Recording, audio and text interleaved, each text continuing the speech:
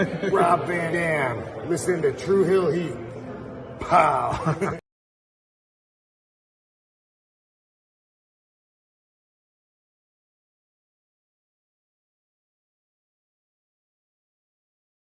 Hey guys, this is Rosa and welcome to Tru Heel Heat.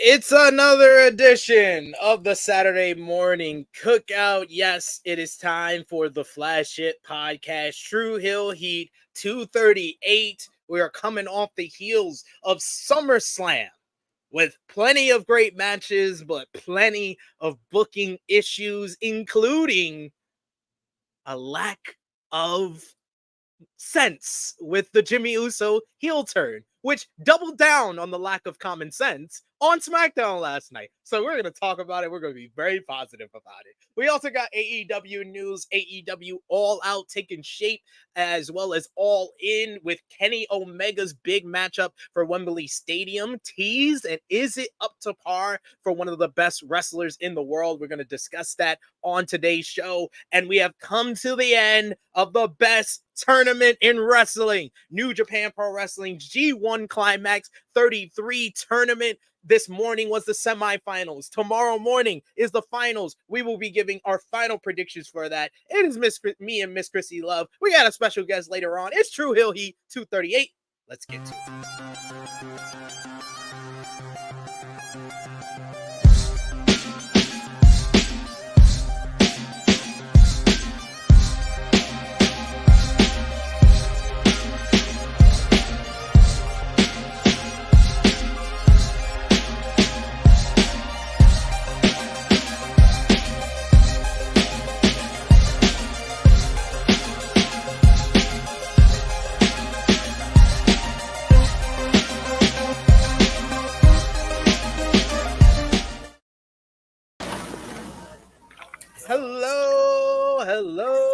Hello. It is me, your Tru Heel Phenom, SP3. We are live on the Tru Heel Heat YouTube and Facebook for Tru Heel Heat 238 Bloodline Pre-Climax.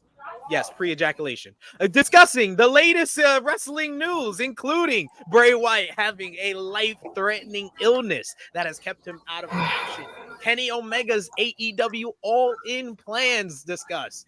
SummerSlam, we read the recap of last week with SummerSlam, SmackDown, Raw, NXT, AEW Dynamite, Collision, Rampage, New Japan Pro Wrestling G1 Climax 33 update with the semifinals this morning. You had ROH TV, Impact on Access TV. We'll give you the final predictions for the G1 final and more. I am joined by the beautiful, the lovely, the returning princess of all the Tru Heels, Miss Krssi Luv. How are you doing, Miss Krssi?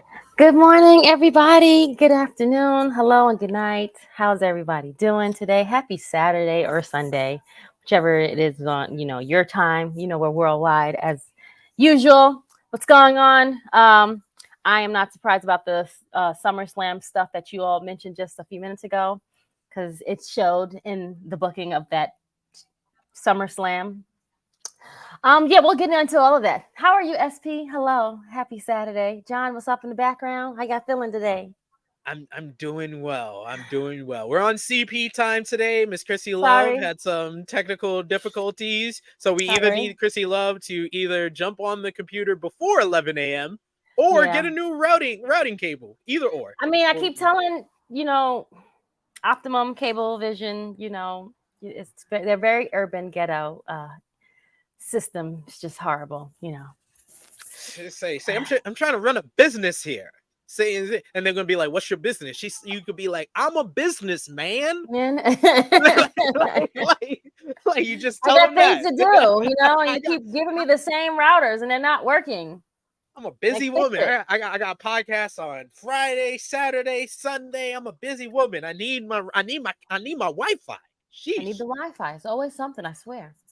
Then, you know, the Always kids something. always streaming stuff too. So it's not, you got kids, you know. I know. My daughter never gets off the phone. Never gets off the phone. She got 2 phones and she watches the same thing on them at the same time. Yeah. Yeah. Kids. I don't know. So weird. Kids. Yeah. Mine used to do that when they were that age too. It'd be the iPad and then be something else. Or they'd be on TV and it's on the iPad and they're watching the same. I'm like, well, how are you paying attention to both of them? Like, what are you doing? Like, which one? Which one is it? Pick One one. has to be more important. Like even when I am watching 2 different things, like I have the dual screen. There's one I'm paying attention to more than the Correct. other. One is like background noise, and then one I'm focused on. Right, and then One I just have on so I know the results. The other I'm actually paying attention to. That's it. That's how I That's feel how with it is. NXT. Yep. I just have it pretty much. on in the background, like I hear it, but I'm not paying attention to it because it's just there. I just need to know what happened, and I keep going. You know what I'm saying? Things like that. That's what I do for NXT. Yeah. Mm-hmm.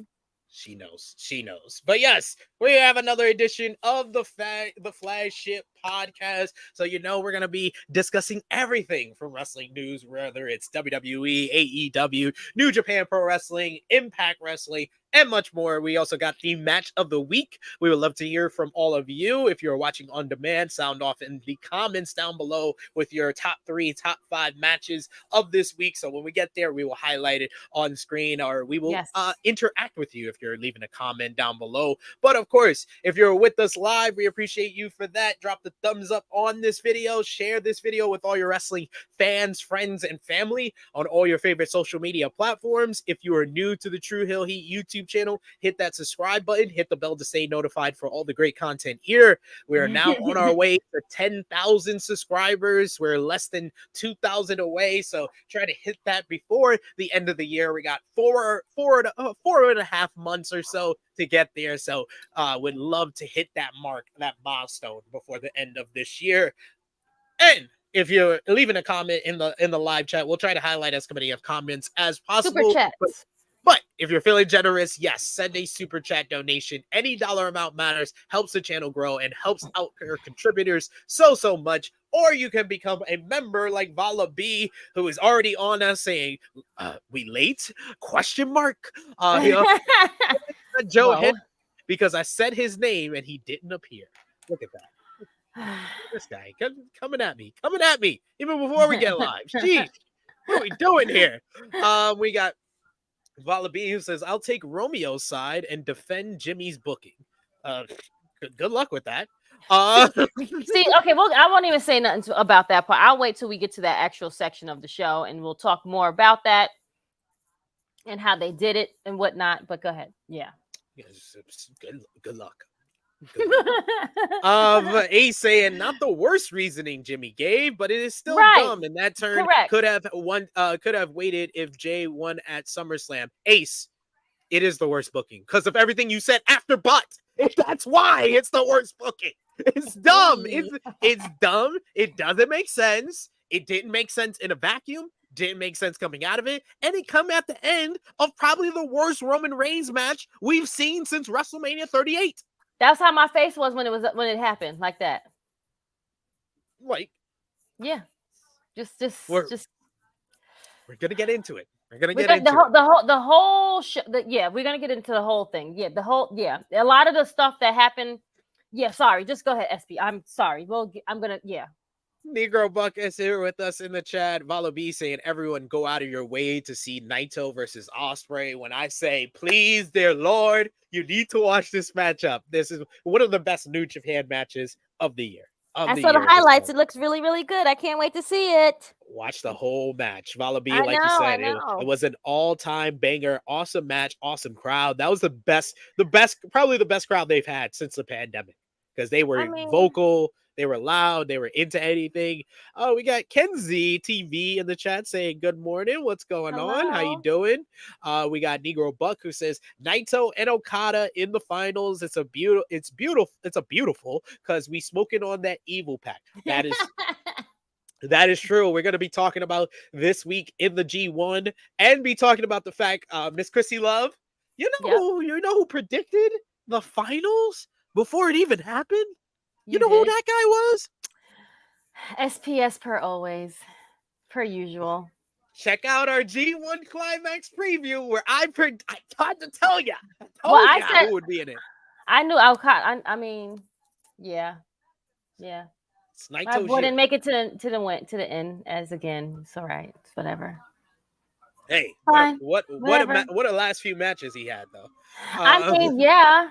See, they always, but God did, it's all right. It's all right. Ace saying ROH was good on Thursday. We'll be touching on that on the show as well. We got Rickety showing love to Miss Krssi Luv. We also got Negro Buck who says, I'm just getting out of bed because I watched the G1 live and then caught a few hours of sleep before THH. I only got an hour of sleep because I had to do a heavyweights review over on Fightful. Damn, only an hour. Whew. Good for you. Heavyweights, such a good movie. Such a good movie, though. Such a good movie. We got Vala B in the chat who says, so this Jimmy stuff, I get his reasoning. While Roman wants to preserve his mantle of the tribal chief, Jay wants to take it over. Jimmy, on the other hand, wants to destroy it. You don't know if Jay would have, we don't know what We Jay don't would have know done with what it. done because We they didn't don't say know. anything. We don't know. You literally pointed out why it doesn't make sense, Vala B. You thought you were making the argument pro it. You just pointed out why it doesn't make any sense because we don't know what Jay wanted with the tribal chief crown. He wanted revenge for them attacking Jimmy. That was the whole reasoning for the matchup. Right. Yep. That's it.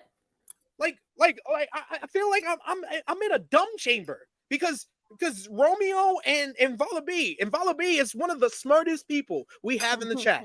And the fact that he tried to make that argument and made the argument against it, that just tells you how bad we're in with this storyline. No. We're in bad shape here, folks. We're in bad shape. Ace even saying it was absolutely dumb booking. Indeed. We got Negro Buck who If says fumble in this game was a person, that's them. it's a stupid idea from bad creative. We also got Vala B with a comeback, I guess. The point being the Jimmy stuff. I get the idea. I'll defend the idea. The execution ain't it. The idea is not it.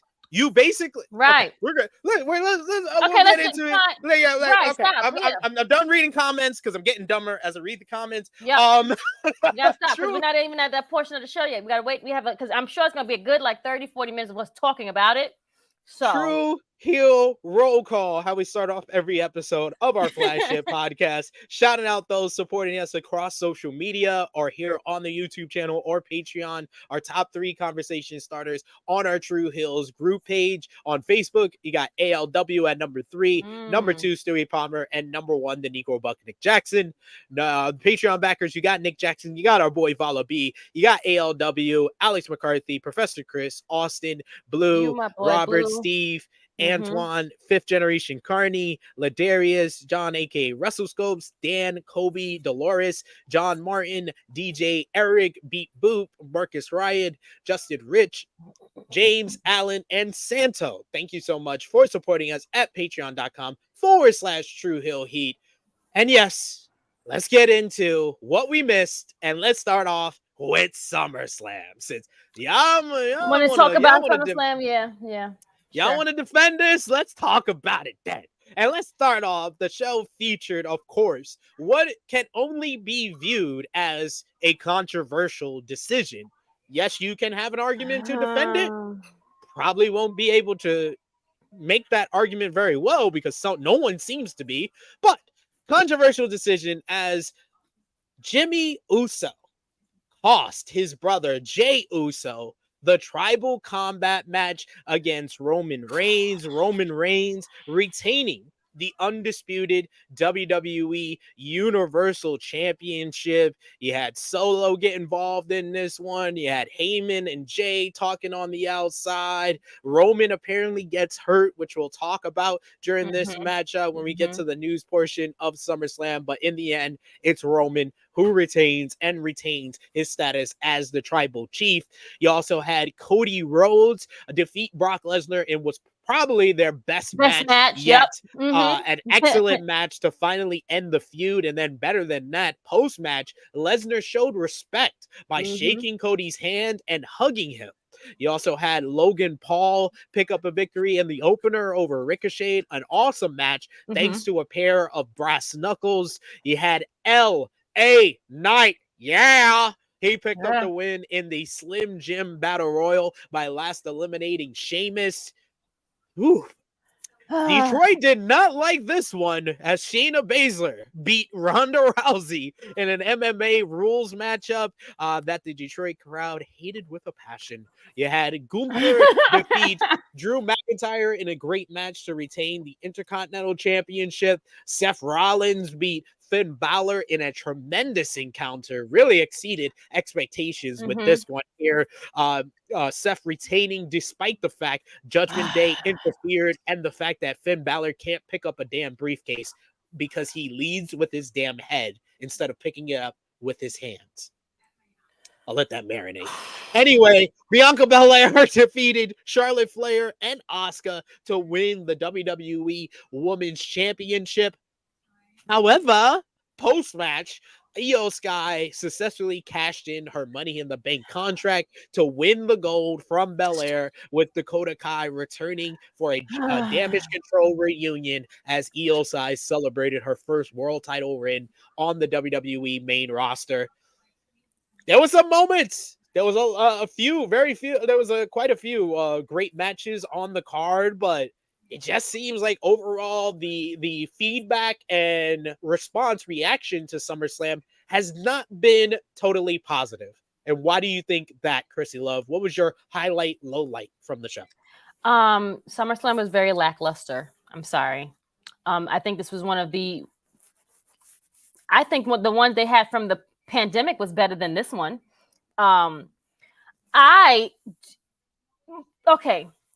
Booking was definitely a big issue for this Detroit crowd. I can understand it and get it. You take matches off of the card and you added other matches. We could have had like the Royal Rumble pre-show, Slim Jim bull crap on a pre-show. We didn't need it in the middle of the. Nah, needed to be on the show. You think so? Why? The most sponsorship money they ever received in WWE history. Okay, fine. So I'm sorry. I'm sorry, guys.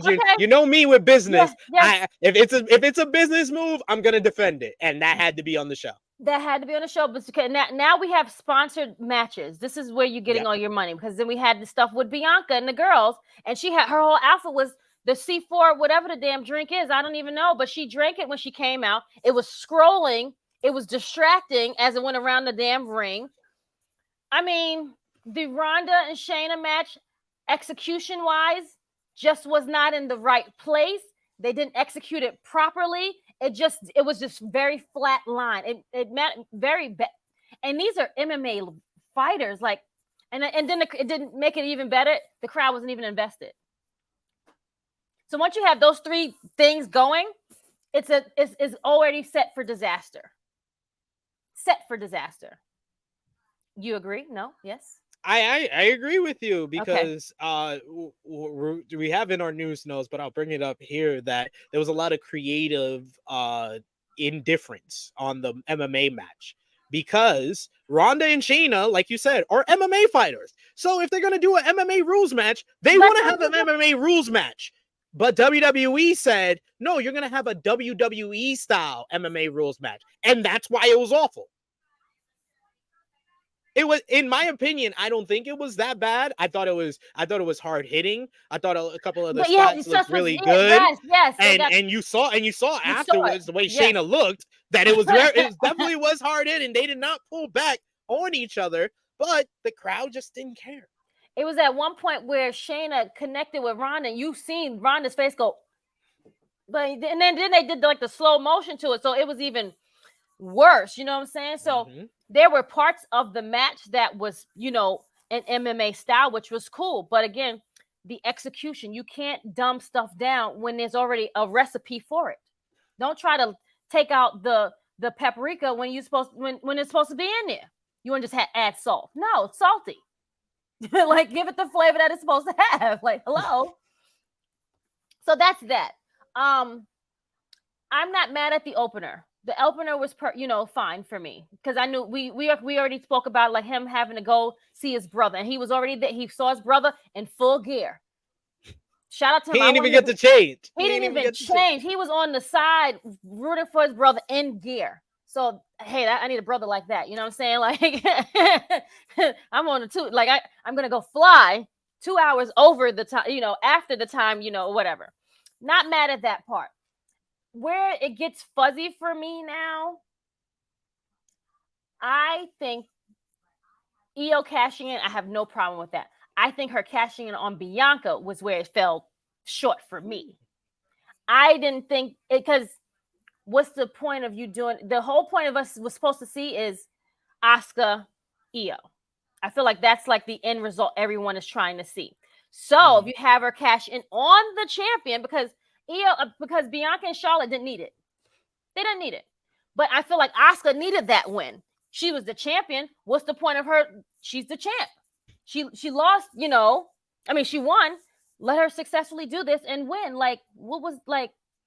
It made it that part I just didn't think was correct for me. Let her cash in on Asuka and then have that feud come in. You know what I'm saying? Don't do it afterwards. Like, the only reason that I actually will defend WWE on that decision is what they were trying to accomplish there. What they were trying to accomplish was the full circle moment of Damage Control being in the ring with the world title at the end. But most of all, them beating Bianca Belair, the first person they ever confronted at last year's SummerSlam. Okay, so that story. is I got that. Once Dakota came into the ring, I was like, oh, they did it because it's all the people that were involved in their debut. Got it. Okay, that makes sense. Okay, sure. Okay, fine. That's cool. And then the whole story of Dakota even getting there was like last minute. Like she barely got there. You know what I'm saying? So it's all tied in on like why they needed her there. Perfectly fine. Finn and Seth. Great. I think that was one of the best ones that they had. My match of the night. Out of all of the ones that they've had, I think this was the best one. Just like the Cody and Brock. I feel like this SummerSlam, those matches were the best. Those were the ones. And it seems like most people are saying those were the two best matches of the night. Two best Cody matches and Brock of the night. And right. Finn and Seth. Yeah. Yes, absolutely. This is where it gets, again, we knew that Damage Control. We knew that the Judgment Day would be a factor. Perfectly fine. The execution on how it happened, something fell short. Again, why? What? How am I supposed to believe Finn Balor is a credible wrestler and he keeps coming after me, but he keeps losing? I don't even need to be bothered with you. I've beaten you 3 times. Like, what am I here for? What do we keep doing this for? Like, I feel like if he would have won the second one, I could have justified this one, him losing. You know what I'm saying? Like, win one of them at least. Like, who is booking this shit? Like, 3 straight to Seth. 3 straight. Like, this is worse than the NBA team. Like, come on. Like, this is ridiculous. Gunther and Drew. Okay. I feel like it could have been better. Too it's like short. Right. It was a great match for 13 minutes, but it could have been one of the best matches of the year with 5 more minutes. Right. And they were hard hitting, and they were going at each other. But yes, that was like the third great match of the night. I feel like, you know what I'm saying, but it just was too short. Yeah. Now we get to the last match. The tribal combat, everything was perfectly fine. I was fine with the way the match was going. The match was actually going fairly well. Heyman and Jay going back and forth, perfectly fine. Where it gets fuzzy is where you have Jay come in now, right? Jay is the one that we're defending. This is the whole point of me having this. I want to defend my older brother because he's the older one. Correct me if I'm wrong. Jimmy's the older one. Jimmy's the older one, yeah. Yeah, so Jay had to defend his older brother because you beat my brother up, and now we have to have this tribal court. You come out in white. it's telling. I mean, if you're telling the story, you're gonna tell it. Like you're gonna look at the colors. I'm wearing black. You're wearing white. Less good, evil, all this other thing. Yep. Where it gets fuzzy, even when I'm not mad at even when Solo, because that's Solo's job. He's supposed to come in and help out with the whole thing. If we want Roman to win the combat, like, you know, what do we need Jimmy for exactly? Are we trying to go back to the pandemic where you stop him and say, yes, we acknowledge you? That's fine. Like, I figured we was gonna go back to that. I feel like we was gonna go back that route. Like he comes back and say, no, like I'm gonna save my brother, and then Jays will be mad at Jimmy for stopping the match, and then that's how they get into a feud. That's what I assume. This execution, and then you get the example on SmackDown, just I didn't want you to be him. What? Who said I was gonna be him? I'm here to defend you, stupid. You got beat up. He hurt you. He hurt me. Now I gotta defend us. We're family. Like you my blood. This like, would have made sense if Jay's whole reasoning for the SummerSlam match was to be the tribal chief, but it wasn't. It wasn't. Why didn't Jimmy stop Roman from putting the lay on Jay during the tribal court? How we started the whole angle towards SummerSlam. I thought that was how we started the whole angle for SummerSlam. Jimmy was in the ring and didn't stop Roman. I figured like you have the older brother that's jealous now because he wants to be the tribal chief. He don't want Jay to be it. Like I figured we would, even when they went that's another route we could have went. No, I didn't want you to win because you don't deserve it. I should be it. I'm the older brother. I'm the one that took care of this family, not you. Like things like that. Like the reasoning I didn't want you to be like him, bruh. And you know what else even makes it even worse? I didn't even believe Jimmy because he didn't even sound believable. I mean, yeah, Jimmy. See, this is what I said. I'm going to wait to reserve my comments because 100%, you hit it right on the nose. And even Dutch Mantel, who we had on the show last week, who has spent nearly 60 years of the business in this business, he was like, Sid, you 100% called it. He was like, I literally said, I was like, Jimmy did that promo like he did not believe a word that was coming out of his mouth. And Dutch was like, yes. He was like, I've worked with this company before. You can tell when people cut promos that they don't believe in. And the way he stuttered, the way he tried to feign emotion, and it just came off so fake. Like he's this trying to whole think of the words thing as fell apart. He's trying to think of what to say as he's in the ring. Are you kidding me right now? This is like so bad right now. This is not looking good at all. And now Roman is in the corner, like, and you know, let Roman do his thing. He's in the corner doing his thing, laughing, being the instigator. Perfectly fine. I'm fine with all of that. That's what he's put. This part of the whole story, I don't believe Jimmy. I don't believe Jimmy can even do such a thing to his brother. I don't know who wrote this part of the story. I hope it ain't Paul. I don't understand it. He don't look believable to me. It was so bad last night. It made no, because then you come out as Roman is talking, and then you still look like you're out of place. Mm-hmm. Out of the first time, all of them all together in the ring together, he don't even look like he don't belong. He got all that heat when he came out through the crowd. And then his promo was basically like, oh no, I'm not really a heel. I'm actually really just a loving brother. What? Like I was saying on the SummerSlam review, Krssi, I was like, the predictable thing is that, I was jealous. Paul Heyman was right all along. Yes. But that would have been better than this. That would have been, again, predictable would have been better in this case. SP, I am with you all the way. I've said two scenarios that they could have also went that would have been better. I don't know if they would have executed it, but it would have been better than this stuff. Just saying. This would have been totally better. And Ace hit it right here. I mean, Ace hit it right here. Jimmy also jumped to conclusions. Like you're literally saying the tribal chief has corrupted my cousin. I don't want you to be like Roman Reigns. So you're letting that corrupt person keep the tribal chief and be the leader of our family? Would that make sense though? How that make sense though?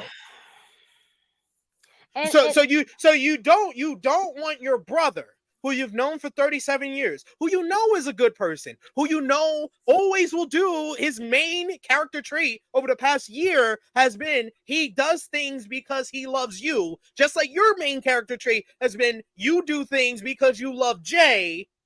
Why don't you think that you would be an influence for Jay to not become corrupt like Roman? It ain't making And the math is not you, mathing.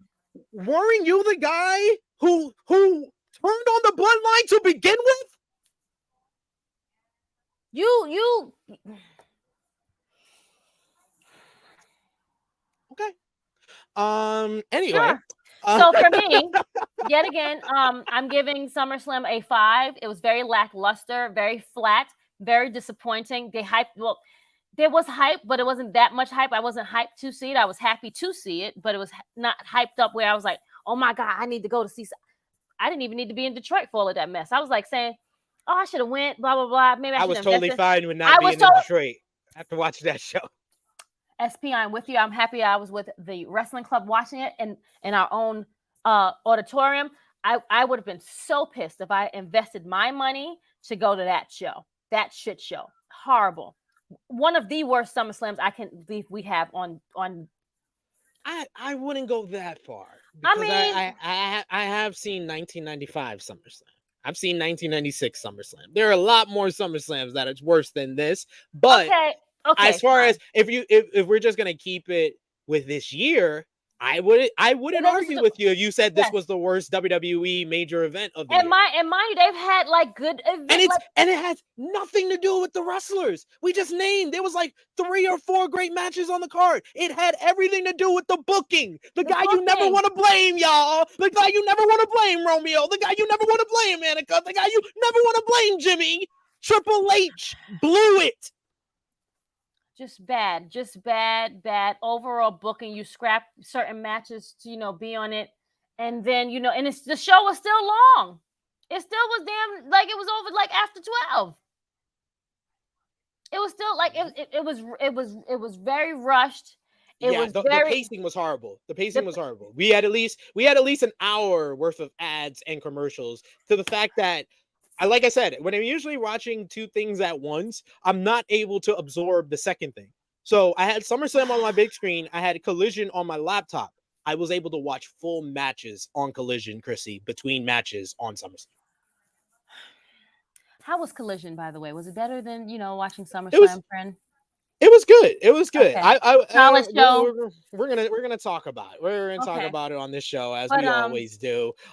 Frantic World saying that SP3 had that "I told all of you" look on his face, because I said it last week. I said that was the wrong choice for Romeo. Romeo suggested that wouldn't make sense. That wouldn't make sense. And then it happens. Romeo tries to make sense of it. None of y'all in the chat think it makes sense what he's saying. And here we are. Here. Yeah, SP. It's just they really did. I don't know what happened where it's in the production where we at the reading table. I don't know when they're having their meetings and we have pens and paper and like what's happening. I don't know who was responsible for this besides him. It's not just one person. There's a few people, but we can only put blame at Paul right now. Triple H, no. I'm gonna keep the same energy I always do. For everything good in WWE, I give Triple H and Vince McMahon equal amounts of credit. For everything bad in WWE, I'm also gonna give them equal amounts of credit. So I'll give 50-50 Triple H and Vince. Okay, that's perfectly fine. But you go from having, what was the last pay-per-view they had? Money in the Bank. Money in the Bank was much better. Night of Champions was much better. Backlash was much better. I think Backlash was over succeeded this one. I can't argue. I can't argue with that. And the only other show this year that I could say had bad booking decisions like this was WrestleMania Night 2. That's it. Right. Correct. That's it. Night 2 was lackluster. We enjoyed. I feel like since it's been 2 nights, the first night has always been the better night. It's always been the better night. Yes. And this year was one of the best nights, the best WrestleMania cards ever. Night 1. So and it also goes to the fact, because I was talking to Mr. Love. I was like, I'm really like on the fence about Philly, and especially I don't think I could do 2 nights. I think I should only probably just do one night. If I'm investing my money into something, and it'd be like something like this, I'm only gonna be mad at myself. Now I gotta drive 4 hours. I gotta pay to be there. You know what I'm saying? Like, I'm really going to Philly for like the independent shows and WrestleCon more. If wifey wants to get me some tickets, or WWE finally gonna let me in media, then yeah, maybe I'll go. Yeah, why haven't you been able to get? Why they won't let you be in the media? Like, what's happening? We're not big enough over there, or something like that. Well, with the WrestleMania, it was because Wrestle Talk didn't send like the email to them, because I sent the email and they don't know me as Wrestle Talk. You know, I'm not Ollie Davis. So if Ollie Davis would have done it, we would have went. But that's why we're gonna do better next time. So for next year's WrestleMania, okay, I'll have Ollie send that to them, or I'll apply under Tru Heel Heat. Right, I need you to be in there with like everybody else, because you deserve to be there. I see all these other people that are there. You should be there, son. Like, rep the crew. Like, everybody else gets there. I mean, like, we get the same amount of views and stuff everybody else get. Like, I'm just saying. Well, we get more than some of the people in there. Anyway, Josh saying freaking orange. You know what I'm trying to say, friend. No, I'm saying you're extra white. We get more than some of the people that they let in there. But Josh says this was a rough bottom of the third inning. Indeed, it was. Negro Bug says like bad. Like, this is football and this is the third quarter, and they is like every play you can't get a play. Negro Buck saying jealousy would have been better than what jealousy would have been better. I think the jealousy call would have been more believable, because we're twins. We've shared everything. When am I gonna get the shine, son? When am I gonna get it? You main event, Jay. Like, let me get something. But you always getting in trouble. That's the whole problem. And also, it was the fact that he said the good reason, but then doubled down on the bad reason. The good reason that he said during that whole promo was when he said, "Oh, what's going to happen to me if you become tribal chief?" That should have just been it. He should have just kept with that. Just leave. You're going to leave me behind? Don't say you love him and it's going to, because you don't know that. You don't know. We're just assuming. We're just assuming. Yep. So you made an ass of yourself, and you made an ass of the people that was defending it, Romeo. Anyway. And then this guy right here, him right here, this one right here. Balabi says, yeah. So we agree this year's SummerSlam was Suffer Slam. And Annika says, "Who are you yelling at, SP3? I named them. I named them by name, and I named you, Annika." She says, "You are the one who said Triple H has nothing to do with the bloodline story. You guys told me he did, and I never said he had nothing to do with the bloodline storyline. I said that Vince McMahon deserves credit for it, and I said that Triple H made it better. Don't say I said something and then say it wrong. I know what I said. It's documented proof of it. It's on this YouTube channel. It's Josh even defending me. Thank you, Josh. SP3 never did, actually. Yes, I never did. I never said he had nothing to do with it. I said that Triple H deserves less credit than Vince McMahon. There's a difference. And Josh specified, saying SP3 has stated who started and the parts Triple H tweaked and did make better. This is something me and him have spoken about. Thank you. And look at Annika. I know it's too early for you to be lying in the chat, girl. What are you doing? Out here lying in these streets and then calling yourself out for it. Damn, that takes a lot of bravery. Anyway, we got news coming out of SummerSlam. According to a report by Dave Meltzer on Monday's Wrestling Observer Radio, Roman Reigns suffered an injury during the title match against Jey Uso at SummerSlam. According to Meltzer, Reigns suffered the injury early on during the match and worked most of it while being hurt. The severity and nature of the injury to Reigns are unknown. Meltzer stated that Reigns was still scheduled to appear on WWE SmackDown this week, and he, in fact, did. Jimmy Uso was scheduled to acknowledge him, and We That saw how didn't that went happen. down. We'll talk about that.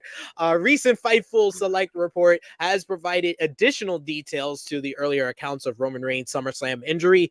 Fightful sources confirmed the initial reports of Reigns' incident at the PLE, but stated that he is still on the schedule for SmackDown on Friday, and it had been said immediately after SummerSlam, Reigns wouldn't be slated for WWE's television episodes for the next few months. Sources also indicated that any internally scheduled events for Reigns have not been shelved at this time, although those decisions could be subject to change. According to the reports, there has been no official comment from WWE on the situation, but Fightful indicated that creative plans have been altered by Tuesday afternoon, and more details would be provided on the situation as they become available.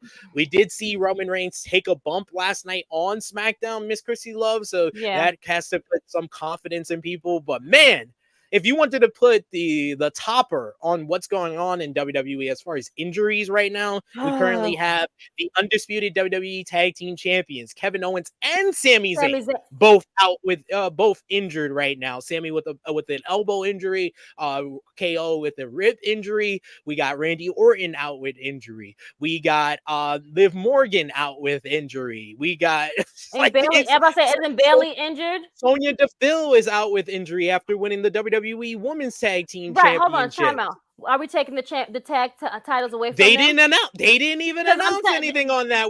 That's why I didn't even have that in my notes. I'm just doing that off the top of my head. But the injury list in WWE is at an all-time. It's at WrestleMania 32 levels. If you were around wrestling in 2016, when I say WrestleMania levels of injuries, that is considered the most injury-prone WrestleMania of all time, when everybody was out injured before that event, and we seem to be getting to that level at this point.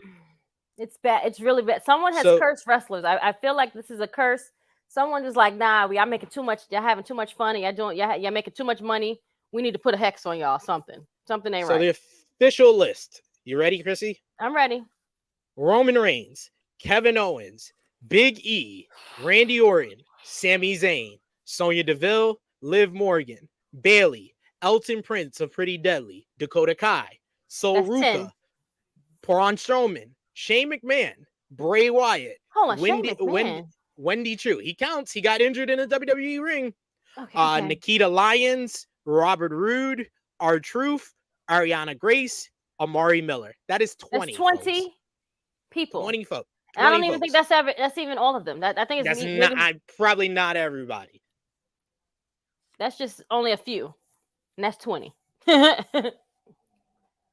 It's a lot. It's a lot right now. But what do you think about Roman Reigns being injured? I think the bright side with the Roman Reigns injury is he wasn't going to defend the title for the next 3 months anyway. Yeah, I mean, he's the tribal chief. Like, he doesn't have to. Like, I mean, this is why they made Seth this other champ. Well, they made that other belt so that they can have someone defend a belt anywhere, anytime, any place. Blah blah blah blah blah. But it's fine. Like, he can go rest off, and then you remember he also had like. He is a patient, like he still like like he's in remission, but he still like has to like make sure he's good, like things like that. So this is like nothing for us. So I didn't expect to see him to probably like Survivor Series. So whatever. So, but you think he's going to be back in time for that? I mean, I would hope so. Let's just see. Like what? Like again, we don't even know what the injury is. I mean, I know where the bump happened. Yeah. When because it's all over the social media or whatever, but still, hopefully like this is something where it can like just heal, and then we can prolong if we do need a surgery like till later on maybe. But yeah, Shane is a big joke, guys. Yeah, I'm laughing. Yes, I see that in the chat. We got Vala B says this week has been chat versus pod. Yeah. We have fun here, man. If you can't count on us to call y'all out if y'all say something stupid in the chat, then who y'all? Y'all should not trust us as host of this podcast if we're not gonna call you out if we think you say something stupid in the chat. Come on. I think y'all expect that from us at this point. We got a bunch of people in the Negro Bug saying too funny. We got Vala B saying I took my L. See, this is why I love Vala B. Vala B will be able to be like, you know what? All right, I'll put my hands up. You got it, bro. You got it. Will Chisholm just became a member. Thank you so much, Wait, I thought you Will. was members already. One of our favorites in the chat. Hit that join button. $1 a month. Become a member of the Tru Heel Heat YouTube channel. Always appreciate the love. A bunch of people talking about the injury bug right now. We got A-Shock saying injury bug is out of control. TN it's not just on like in WWE. It's across AEW. Like, yeah. It's like someone did something to the wrestlers. I'm just saying. I don't know who it was. They was like, nah, they just do it. Let them all sit down for a minute. Like, I'm like, what's happening? Like, what is going on? Like, it's like prone injuries. Like, and this is 2 summers in a row for AEW. This is 2 summers in a row that's happened to them. So we got Negro Bug saying lots of injuries in WWE this year. Yeah, it feels like 2016 all over again. We got a Big Man Dog saying lots of people on NXT injured too. Yeah, so Ruka, Nikita Lyons, a lot of the names I named were part of the NXT roster. We got Malcolm who says, how long do you think Roman will hold the title? Do you see him facing Cody again at next year? I have no doubt in my mind Roman Reigns will hold the undisputed Universal Championship heading into WrestleMania. Yeah. And then he's going to get, yeah, absolutely going to, And then he might win still. He might win again. I have a theory it's going to be like a 2-night thing where he's going to defend it both nights and probably lose the second night, maybe. I said that this year. I'm not predicting that again. A-Shock says it's an industry wide. The injury bug is invading the forbidden door. Yes. Yes, indeed. Yeah. We also got Aniko says y'all need to start taking y'all vitamins again, wrestlers. I love that. That might be the best comment Annika ever said. She said y'all on the Steve Harvey podcast. Do not follow standard podcast protocol. Bravo, Annika. Bravo. Check out Annika over on Workhorse Wrestling Network. She's great. Because that was great. For the Steve Harvey podcast. I am running with that. Because Steve Harvey got mad jobs and mad shows. Is that why? Got it. She got to explain that. Go ahead, Annika. You can explain that. But more news coming out of SummerSlam and another injury, Miss Krssi Luv. The Wrestling Observer newsletter reports that Brock Lesnar suffered an injury early in his match with Cody Rhodes at WWE SummerSlam last Saturday. However, he was able to finish the match and post-match angle as previously reported. Lesnar is expected to go back on hiatus from WWE. There's no word on what type of injury it was or the severity. However, during Monday's edition of Wrestling Observer Radio, Meltzer provided a status update saying that Brock Lesnar will be off WWE television for a while. He added that Lesnar won't be back anytime soon, at least for the next 4 months. And Meltzer stated that Lesnar will be back later on and that the former champion will be back in time for WrestleMania season. However, Meltzer also noted that Lesnar was advertised for WWE for a premium live event happening later this year, Fastlane, but he is no longer a part of that. But Brock Lesnar going to be out for some time as well, and apparently going to be out the rest of the year. Do you think that is a good thing or bad thing for WWE? We've seen him gone longer, so it's quite fine. Like, he's out here. He was at a show, living his best life. He's gonna be on the farm chilling. Like, this is what Brock does. Like, sometimes I don't even believe that he's really even injured. I think he just be telling people that so he just don't have to work. I don't want to go to work today. I'm sick. Ferris Bueller. Ferris Bueller's tail off. Annika says someone says something dumb on Family Feud. Steve Harvey ain't letting that go. Yep. That is true. That is so true. That's us. Finally, the last bit of SummerSlam news is about Krssi Luv's favorite, Ronda Rousey. As previously reported, Shayna Baszler choked out Rousey during the MMA rules matchup Did at she? SummerSlam. The Wrestling Observer newsletter reports that there was dissatisfaction backstage over the match, which didn't connect with the audience. The performers blamed creative for not doing their ideas, while creative blamed them for only doing their ideas. As a result, no one was happy with how the match came off. And then in a post on Instagram, Ronda Rousey spoke about the end of her storyline friendship and teased leaving WWE entirely. She said, at Shayna Baszler, you were the reason I got into this business. Now I got no reason to stay. Listen. Wow. Speechless, friend. Drop them bars, Yeah. Ronda. I mean, Ronda did the deed on the way out. yeah. What are we gonna say bad about Ronda Rousey? She did the deed on her way out for her best friend. Got choked out completely. What are we gonna say? She ain't even did she ever even attack to Shayna Baszler? Get the better of a fight with Shayna Baszler during the build-up? No, she ate shit for her best friend on the way out. What can you say bad about Ronda? Go ahead, Krssi. And that's very, very rare. Sorry. You sound so disappointed. You can't say. I really am. I really am very, very sad. Like, I can't say anything about this because, again, I wouldn't want to stay either. That's one. Two, don't try to blame me when I'm sure they got receipts to prove like this is not what they wanted to do. I'm sure of it. Like, this is, and again, they came from this industry.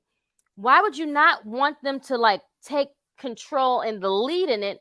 Because they would be the ones that know how to execute it.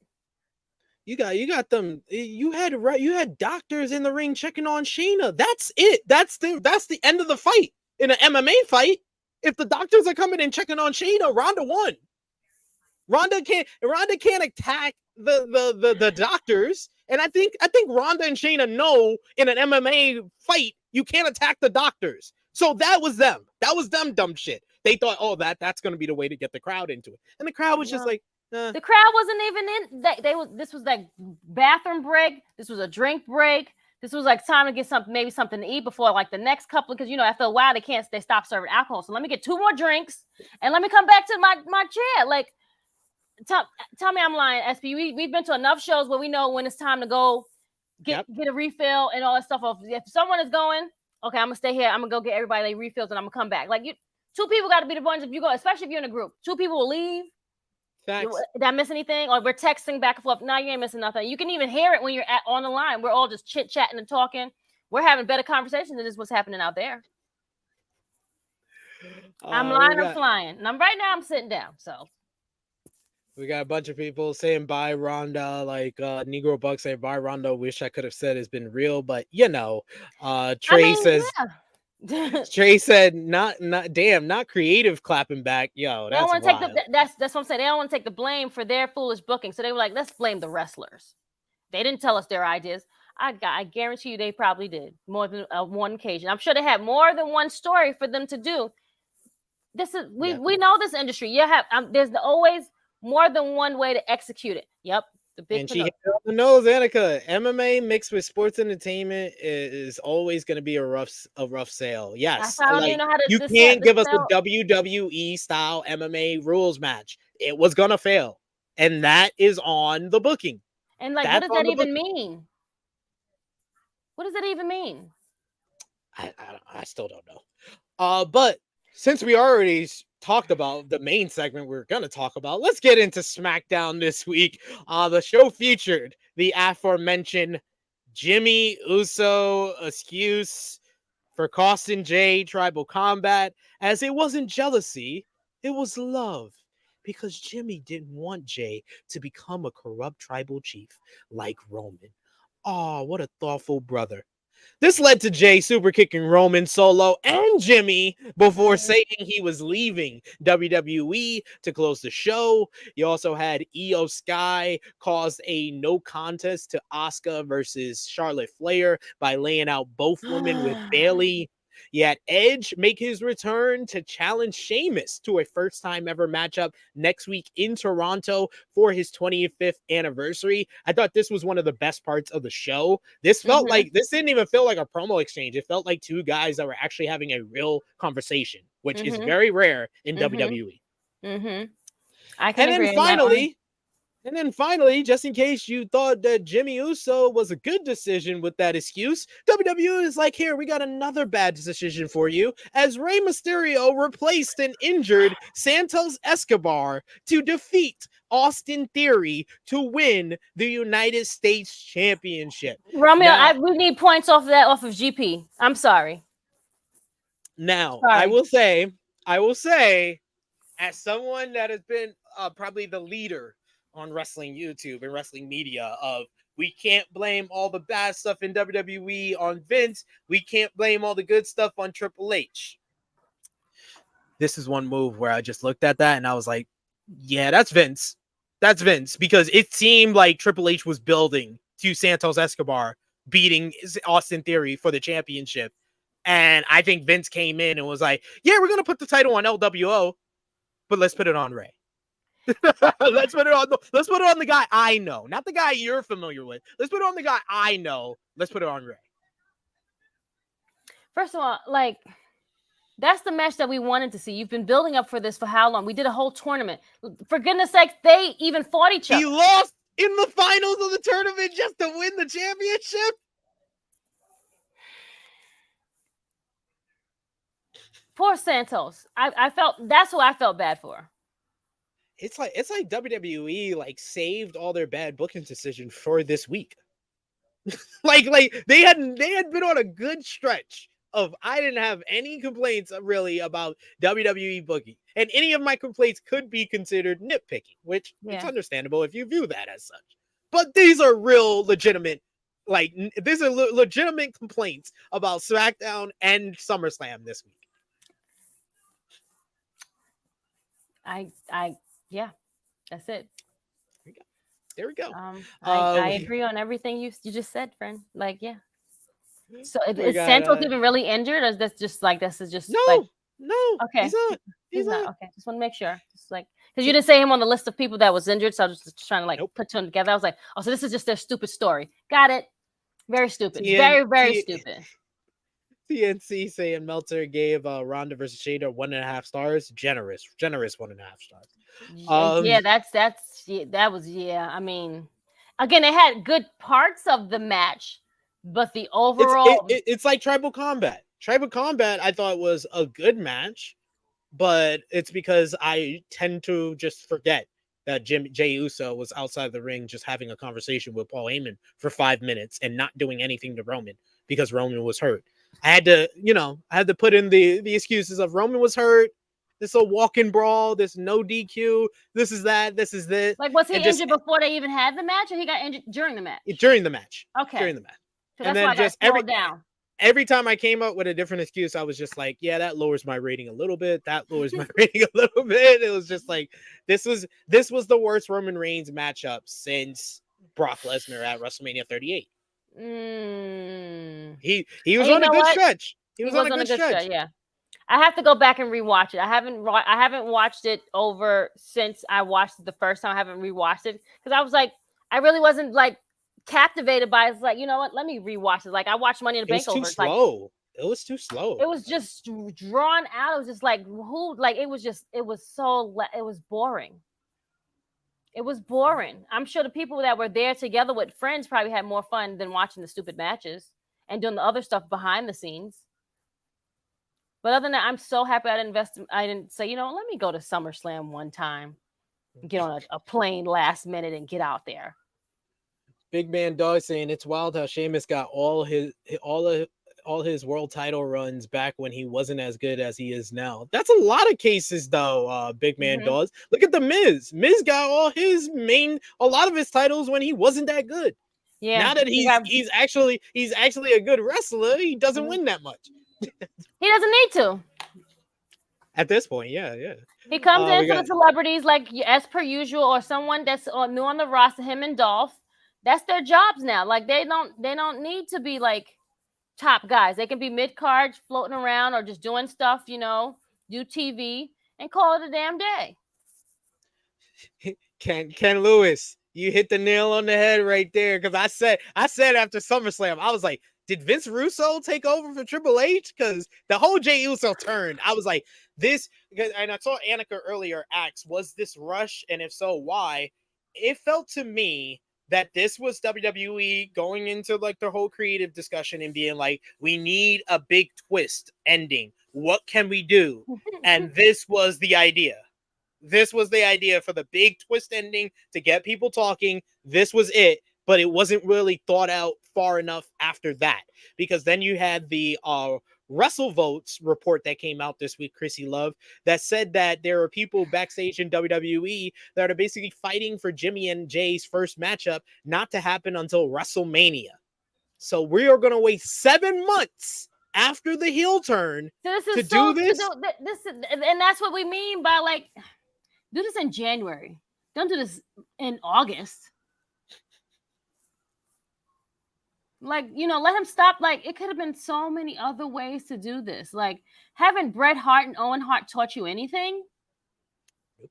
Apparently not.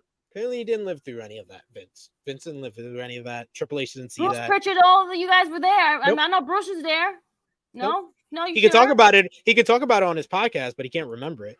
But big news from WWE this week, probably the biggest news of the week, is an update on Bray Wyatt. Bray Wyatt is making his way closer to a return to the ring, according to a new report. As has been reported for the last several months, Wyatt has been out of action due to an undisclosed illness. Fightful Select reports that Wyatt is closer to being cleared, though he is not there yet. The report notes that there has been some ideas presented for a potential return in terms of creative, with one source noting that some were mentioned for September, although those obviously wouldn't come to pass if the clearance doesn't happen. The report notes that they've confirmed that the illness was quote unquote both career and life threatening, but that he has significantly improved since then. As has been reported, there were plans to have Alexa Bliss and Eric Young involved in the angle with Bray Wyatt, basically a new Wyatt family. This was back in January. Sean Ross Sapp went over basically the timeline of everything on his podcast this week. But since Wyatt's sidelining, Bliss went on maternity leave and Young was granted a release from the company. Again, to emphasize, Wyatt is not yet cleared, and there's still no confirmed word on when he will be. They've also kept Bo Dallas off of TV. So basically what Sean Ross Sapp said on his podcast was in January, they came up with the idea of the new Wyatt family. It was going to be Bray, Bo Dallas as Uncle Howdy, Eric Young, and Alexa Bliss. By the time you get to basically like February, March, that's when the illness is starting to like come into play and creative is having to change. At that point, that's also when Alexa Bliss goes to the company and tells them like, hey, I'm pregnant. I'm going to take my maternity leave. And then we get to after WrestleMania in April, when the Endeavor deal is announced, Sean says that is when Eric Young went to the company and basically said, y'all confirm Vince McMahon is working with this company? I'm out of here. I'm out. That's basically how Sean explained it. Sean did an excellent job with this story. Apparently, he was reached out to by several people from Bray Wyatt in Bray Wyatt's camp that wanted this information out, because there's been less reputable sources that have been reporting about this, saying that Bray was on his way back and stuff. So they reached out to Sean, and Sean put out this report. So want to give Sean credit for what was a great report and updating us on Bray Wyatt, where I'm just thankful he's all right, that it's not he's improved since then. And if we then kind of transition into thinking about the wrestling, this is good news for Bray, because the best thing about Bray Wyatt is the return. It's all downhill after the return, but now we get another return. So what do you think about this report and the fact that he had a life-threatening illness? I pray that he's doing better and he feels better. I hope that your health is the most important thing. You don't have to, and your family, like nothing else matters. You know what I'm saying? So I pray everything. But yeah, after a while, like the return was the best thing. Other than that, like what was the match? And then all of them were surrounded. What was that, Royal Rumble? The Mountain Dew Pitch Black match. Still the Yeah. worst match of the year. Yeah. Well, no, not well to you. I actually enjoyed I didn't like the ending part, the after part. I was like, well, what's happening? I was fine with the pitch black part. You know, if you remember, I was one of the few that enjoyed it. High and all. Like Hey, I already got my top 5 for the worst matches of the year. We'll see if something gets, is worse than these ones, but I seem to have it. Mountain Dew Pitch Black match is number 1. Ronda and Shayna has been added to this list because of that reaction from the fan. Not really because of the match being bad, but that's an all-time bad reaction to a big-time match on a pay-per-view. Gable Steveson versus Baron Corbin.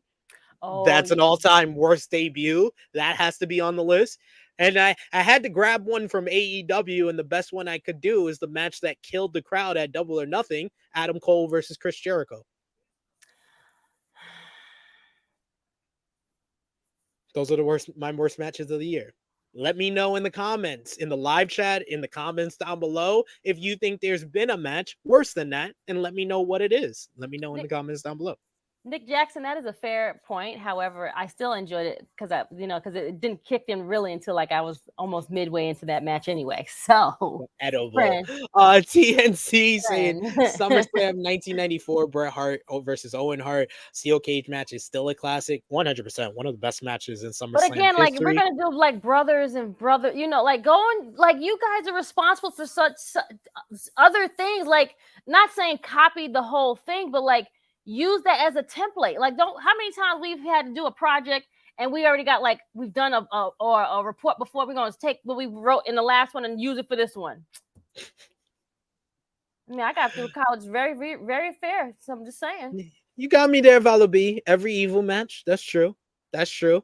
Omos versus Brock Lesnar was way better than we all thought it would be. Yeah. It was way better.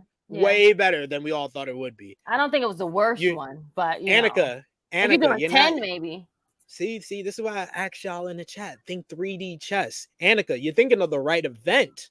You're just thinking out the wrong match. The match that should be on my list, and is probably is in my top 5 because I only named 4 matches. Shane McMahon versus The Miz. Oh yeah. Same show, worst match. Royal Rumble, right? No. That was WrestleMania where he broke his quad. Shane McMahon, where he broke his quad. Wait in the match. Then that's when Snoop Dogg had to get. When Snoop Dogg had to come in. Right. Mm-hmm. I forgot all about that shit. Damn. TNC saying I thought Jimmy versus Jey Uso would have main evented Payback, but is wrong. Yeah. Because you don't need, I mean, yes, I know that they want to have, like, that's the boys' dream. They want to fight each other at WrestleMania. The family is all there, blah, blah, blah, blah. The dad gets it, that's the dream. But you have to prolong and make the story captivate us and make it make sense. So yes, this is why I just wanted an accidental super kick at SummerSlam, and then Heyman steers the pot, and that leads to the first one-on-one matchup, and then that one-on-one matchup eventually leads to Jimmy turning heel. So we were going to get to the same place, but we could have got there a lot better if you just told the story. How you feel about that, Juice? Do you agree? Juice agrees. He's like that makes me limp, not rock hard.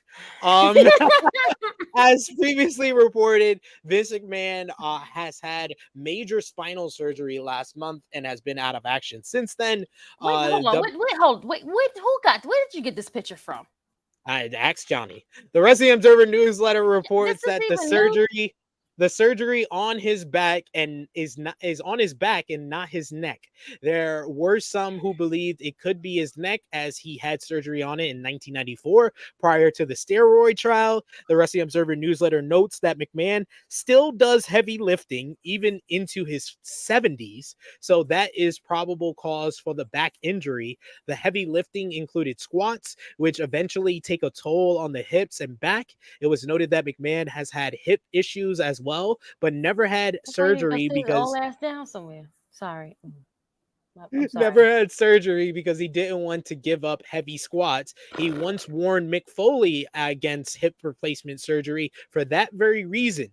Also worth noting, to the surprise of few, Vince McMahon was involved in the ultimate decisions for booking decisions before his surgery. Triple H said during the post-show press conference that McMahon is not involved in day-to-day, not is he in it all the time, nor is he in it all the time. That said, Fightful Select notes that McMahon has strongly involved in the final say aspects of creative before he underwent spinal surgery. And the reason why I'm emphasizing all of that is for Annika, who said, SB3, you said Triple H is not involved with the bloodline story. Well, what I'm saying is that reports confirm Vince McMahon is not involved with it right now, so only one person can be blamed for the stupidity of this past week.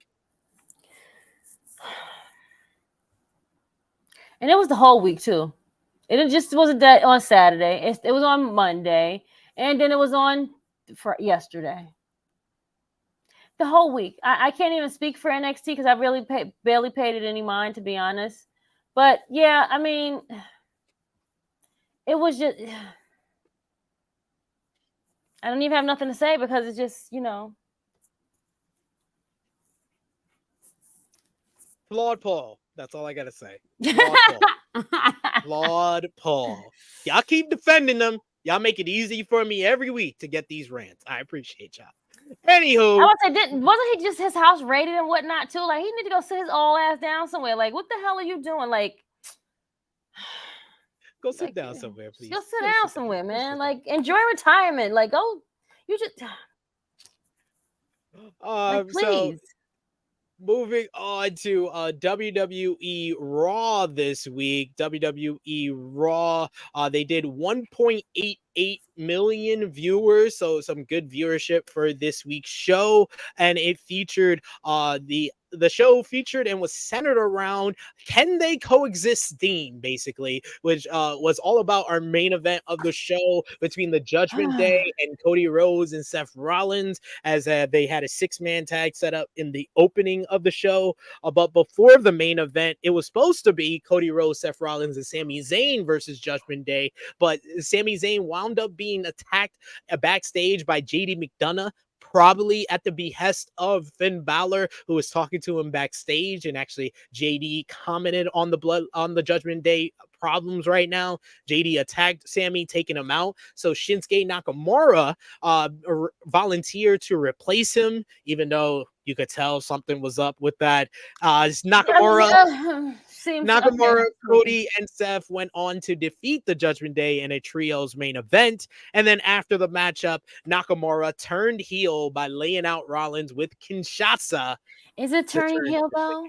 Yes. One would. Are you sure? Maybe he was already. That was already his motive anyway. Like no, they've been teasing that he's turning heel because he won with a roll up handful of tights last week. Sure, whatever. Your begrudging sigh is hilarious to me. Chad Gable defeated Tommaso Ciampa, Ricochet, and Matt Riddle to become the #1 contender for the Intercontinental Championship. And SmackDown's own LA Knight appeared on Raw to confront The Miz and laid him out with the BFT after a promo battle. I thought it was a good show. I didn't think it was that bad. I'm happy. I thought out of all the 3 shows with bad booking decisions, this was the best one. Fair. I'm happy they finally, because usually when it's in your hometown, they don't even let people like win or getting like type of good shine. So shout out to Chad for that. Like, he deserves this. He's made this whole thing, and he's made apples into lemon into lemonade or whatever. Even though what's the name is stealing that right now. Becky. But yeah, good for him. Yeah, out of the 3 shows, Raw was the better one. And after a while, I feel like it was just like noise, just playing. And then once it was a good match, you'd be invested into it. You know what I'm saying? Well, Like they started off. They started off with a good match with the The- 4-way, and then they yes. ended with a good match with the 6-man. Right. So Again, it's always good, like the starter and the finisher, or sometimes the sandwich you got soggy in the middle. So I just eat the bread, the outer part. You gotta just eat. You have to eat around the stuff so that you can enjoy it, so you don't be hungry. it's true. Teaching y'all. Krssi knows, folks.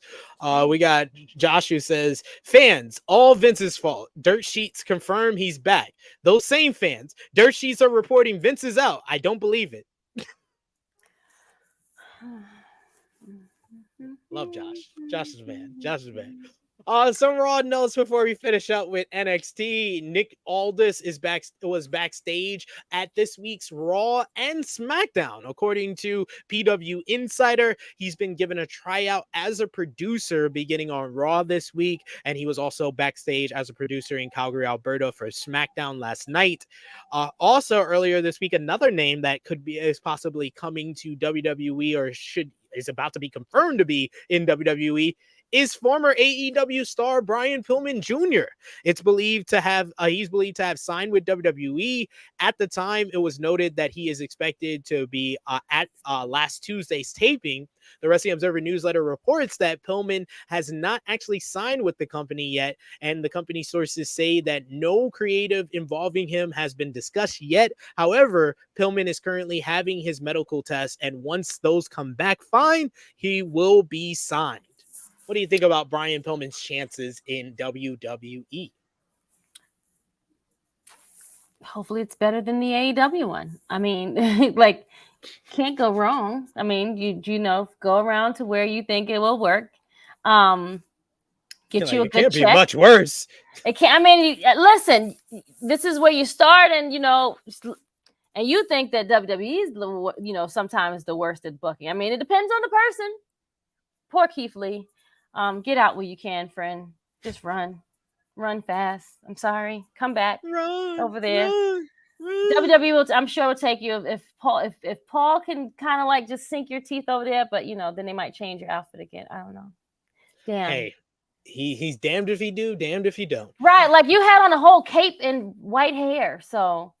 I mean, what can be worse than playing? He was a Bearcat in WWE. He was a magician in AEW. Right, like you were playing Harry Potter. I don't know, like you were. I don't know, like what can be worse? Free Keith Lee, friends. Like free. Fuck all of that.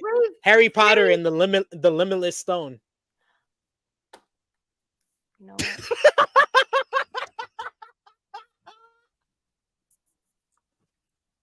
All right, I'll go. I'll leave. This is the face I have to give him because this is ridiculous. We're not gonna do this, friend. Like this, I love this thumbnail as a face because this is like that every mom's look sometimes when your kids are pissing you off. This is that look right there. Yeah. I thought that was good. Harry Potter and the Limitless Stone. That just flew, I mean, that just flew right off your tongue like it was nothing. It was like a light bulb. You just saw the light bulb. Ding. That was actually really, really good. SP. Wow. Damn. Him and Swerve are very like. Swerve is good. Swerve is fine. Swerve is fine. He's finally got a win though. Like I free Finn Balor on that one too. Like I'm sick, and I'm the only one that. I'm the only one that do it. Swerve's been getting TV time. That's what it's all about. Like Keith Lee don't really even lose. He just never on TV.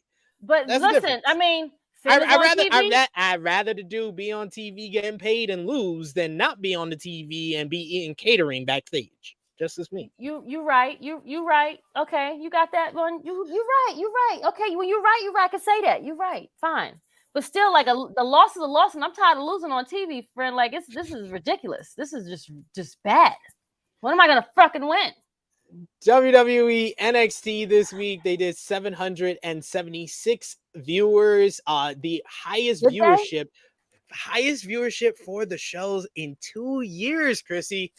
We had the show featured Dominic Mysterio defeating Dragon Lee to retain the North American Championship, thanks in large part, of course, to Rhea Ripley's interference. A brawl broke out between Dragon Lee and Lyra Valkyria and Dom and Rhea after the matchup, seemingly setting up a mixed tag match. Yeah, Tyler Bate beat Noam Dar to win the fake Heritage Cup later in the night.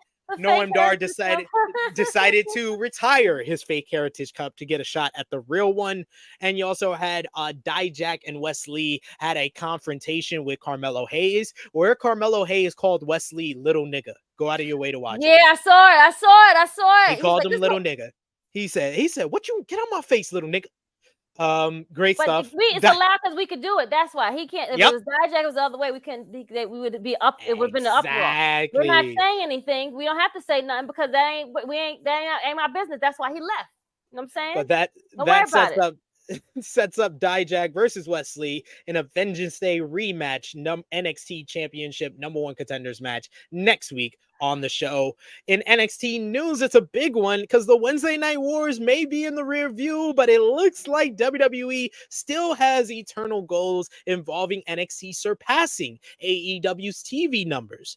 During Tuesday's Wrestling Observer Radio, Dave Meltzer reported that WWE officials have set a new goal for NXT right now, which is for NXT weekly TV show to surpass Dynamite in the 18 to 34 demographic.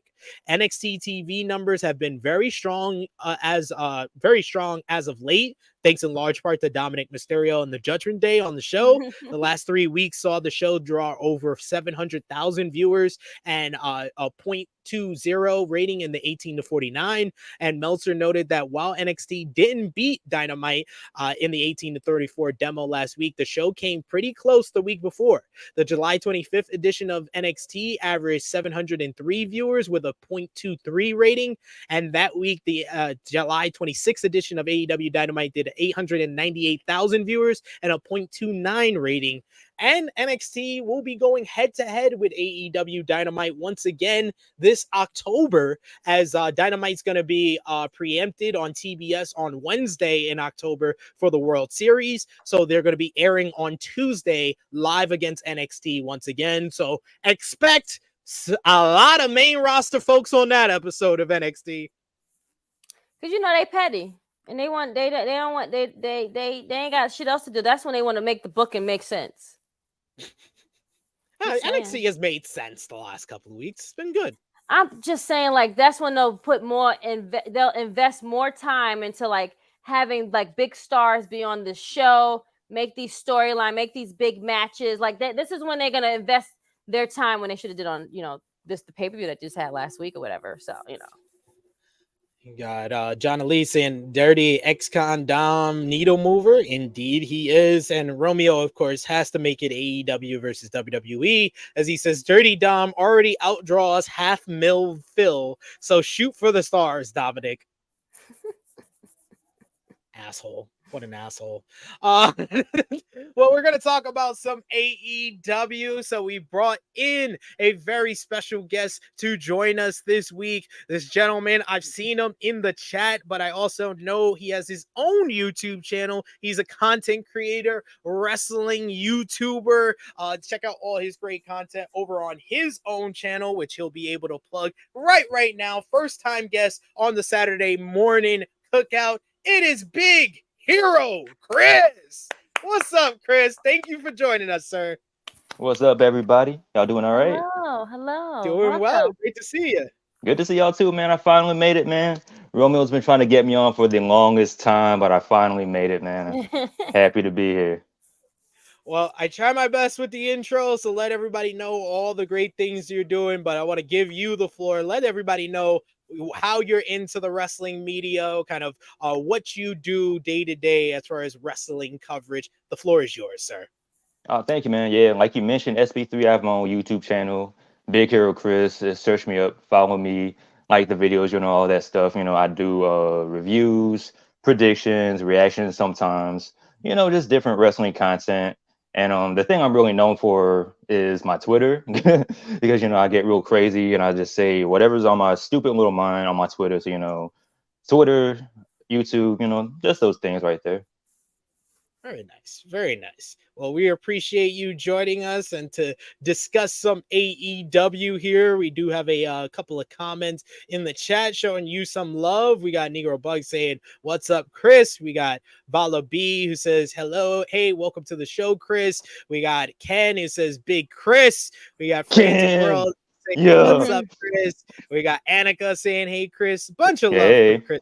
Love to see it. Love to see it, y'all. Appreciate y'all for that. But let's talk about AEW this week. And of course, we're going to start off with AEW Dynamite. They did 846,000 viewers for this week's show. And That's the not show bad. featured not bad, but definitely below what they were usually doing. But the show featured more greatness from Better Than You, Bay, as MJF and Adam Cole celebrated their all-in main event by going to a trampoline park. I think this is one of the best ones. Yeah, I agree.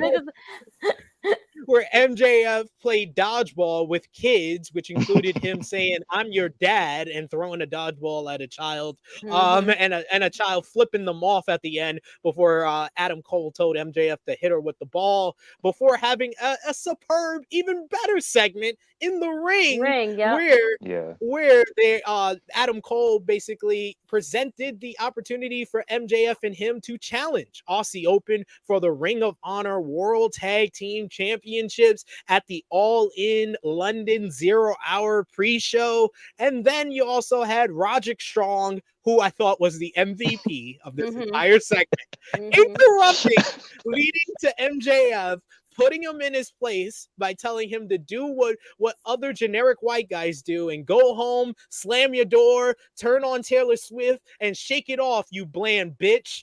And Roderick told Adam, "Are you gonna let him talk to me like that?" Man, listen. This is All like of this gold. Jealousy. If jealousy is a person, that's it. See, this is what you do. WWE jealousy. Like this is how you execute it.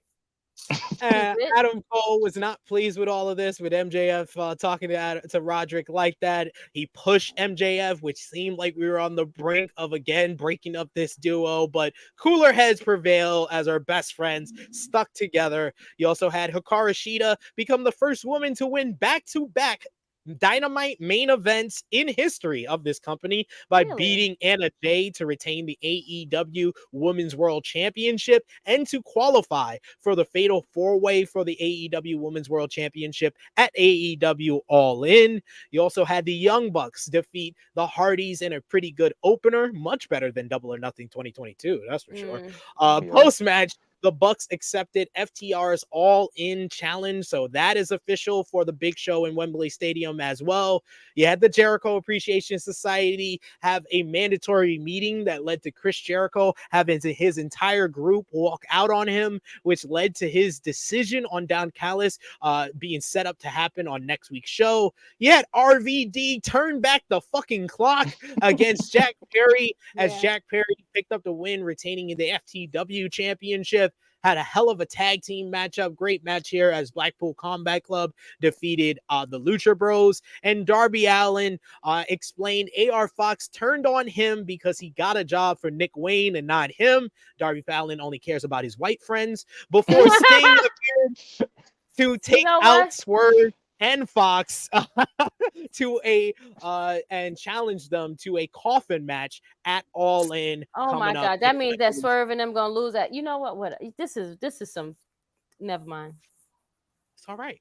He's in Wembley Stadium. I said it's okay. If you're on the show, why are you mad? You can't be mad. You're on the damn show. What are we doing? Big Hero Chris. Chris, what did you think about this week's Dynamite? What was the highlight, low light from this week's show? Oh man, the highlight definitely was anything dealing with Adam Cole and MJF. MJF just beating up children with dodgeballs. That popped me big time. Roderick Strong crying like a little bitch with his neck brace on. Mm-hmm. When he said, Adam, are you really gonna let him talk to me like this? I was crying, bro. That had me rolling. Right, yeah. Why now? What's Roderick's beef now? He's just mad because someone stole his friend. Is that what it is? Yeah, he's just jealous, you know. He's jealous. He's jealous. Yeah. He's like Adam Cole is my best friend. I came That's to this my company friend. to be with my best friend, and now he's hanging out with this jerk.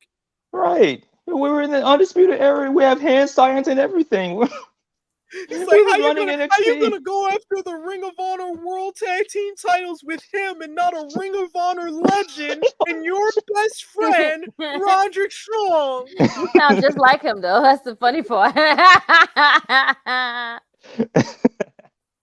So great. So great. Oh man. What was your low light from this week's show, Chris? Or was there? The low light, the Jericho Appreciation Society stuff. That was my low light. I don't care. Yeah, no one. Straight up, I don't care. Now, Anna Jay looked amazing. First of all. Oh yeah. I mean, wow. Yeah. Wow. Yeah. Wow. But yeah, I really don't care. Like, oh, we're gonna break up. You don't appreciate us. I love my head. I don't care. I really don't care. Yeah, like this whole group is just like, man, how can anyone care about? The only person I care about in this group, the only person that gained anything from this group is Daniel Garcia. It's Daniel Garcia. That's the only person. Yeah. Is this? It feels like Jericho has had two different groups to elevate two different guys. He used Inner Circle to elevate Sammy. He used Jericho Appreciation Society to elevate Garcia, because no one else from either one of those groups got anything out of them. Right, because each group has like 32 members, like the Wu-Tang Clan, but you can only elevate one person. Like, I don't understand. We can only get one Method Man. Sorry, guys. Only one method. Only one method there. John Elite asking, is Roddy joining the Elite? Where do you think this whole story is heading, Miss Krssi Luv, after this week with just 3 weeks ahead or less than 3 weeks before Wembley Stadium? How do you think this is all going to shape out with Roddy and Kingdom becoming more prominent members of this storyline? That's actually a really good question. I really don't know. I'm just here for a good time to see like what they're going to do to execute it or whatever. I'm here for him being the whole jealous guy, whatever. So if Roddy goes with them, because I guess the kingdom is now on here more than I guess over there, like not traveling on in Europe and like Japan or whatever like that. So I'm eager to see it happen. I wonder how it would be executed, to be honest. I'm just like, what's the end goal? Like, what's going to make me like them? I mean, I like the kingdom by themselves as it is. So, Hey, it's pretty simple what's going to happen here. And I saw it all from this segment. I was like, oh, okay. So Adam Cole is the one that's turning heel. Adam Cole's turning heel, and he's going to align with Roddy and the kingdom. And they're going to be the top. That's the one that Maria Menounos is Maria Kanellis? Maria Kanellis. Yeah. Her husband is Mike Bennett. Her husband is the one. Yeah. Okay. Because Cole was Wrong in group. the king. Cole was Cole created the kingdom. Cole created the kingdom. He created the kingdom.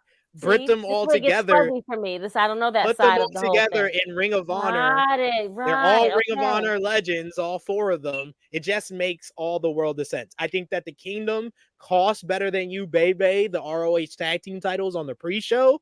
And then we get a fair babyface versus babyface match in the main event. MJF wins.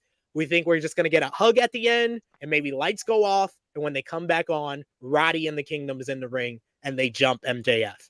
And we end the night with the new kingdom on top of AEW. Okay, I'm invested now. Okay, got it. And MJF is the top babyface now. Look at that. Yeah, because everyone loves. Because everyone is in love. Tell me that wasn't a Rock promo. That was a straight up Rock promo on Roderick Strong. You're gonna take your or an Austin promo. You're gonna take your ass in the car. What? You're gonna go to your house. What? You're gonna run up the stairs. What? You're gonna close the door. What? You're gonna put on your Taylor Swift. What? And you're gonna shake it off. You're playing bitch. What? That's Rock. That was Rock Austin 101. MJF gets it. He has basically turned his act, and now he is just directing it towards the heels. You don't change anything. He is popular because he has played this character to a T. All he has to do is direct it at the heels now. And then Cole turning on him will build sympathy, which is another thing a babyface needs. So sky's the limit for him. I don't know how that's going to work with the whole bidding war of 2024 part of this story, but I'm sorry. This is the second time in this company MJF feels like the hottest babyface. You go with it the second time since you didn't do it the first time. I get it. I agree. Go it. Yeah, I agree with your point about like MJF still being the same person, but it's just directing everything at the heels now. Because it's like when The Rock was the corporate champion and he switched to being the people's champion, he didn't switch anything. He just said, "Okay, now I'm going to talk trash about the Big Show instead of talking trash about Stone Cold Steve Austin." So correct. Yep. Just change who you address your comments to. That's all. Right. I still be me. I'm still a jerk, but I'm a jerk that people like. I'm the people's jerk now. I'm the people's scumbag. Your scumbag. Yeah, I'm your scumbag. And like he proved it on Wednesday when he was like, "Oh my God, I love being in the Midwest. Like, what's happening here? What? Yeah, I meant it. Yeah. And he now he loves pops. He never wants to wrestle more than twice a year, and he's wrestling twice in one night for pops. Right. He's changing before our eyes. Yep. We got Negro Buck who says, and that's probably what's gonna happen, SB3, since TK keeps stealing your ideas. At least credit me, TK, or at least credential me when I apply for tickets. Give me media tickets. What the fuck? Jesus. You're gonna have to get my friends to meet. Like, he gotta get on the team, the press conferences. This is unacceptable. Right. Tell the missus you need to go on these press tours. You have to do them. AEW, WWE people either don't watch our content or they do watch our content, and that's probably why I'm not allowed at media. Nah, we heard what you said. We're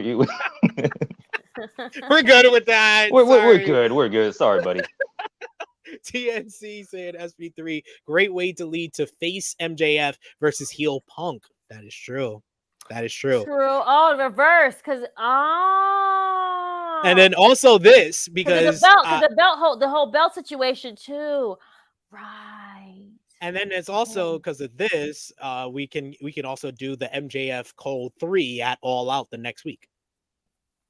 Because then the dynamic changes, because then you have Cole as the heel, MJF as the baby face. So a couple of interesting ways they can go about this, but this feels like AEW's kind of answer to the Bloodline, a storyline that has everybody kind of, it's hot, it's having everybody talking, everybody's talking about the different ways it can go from here. So everyone's connected some kind of way, like it's a story behind the stories.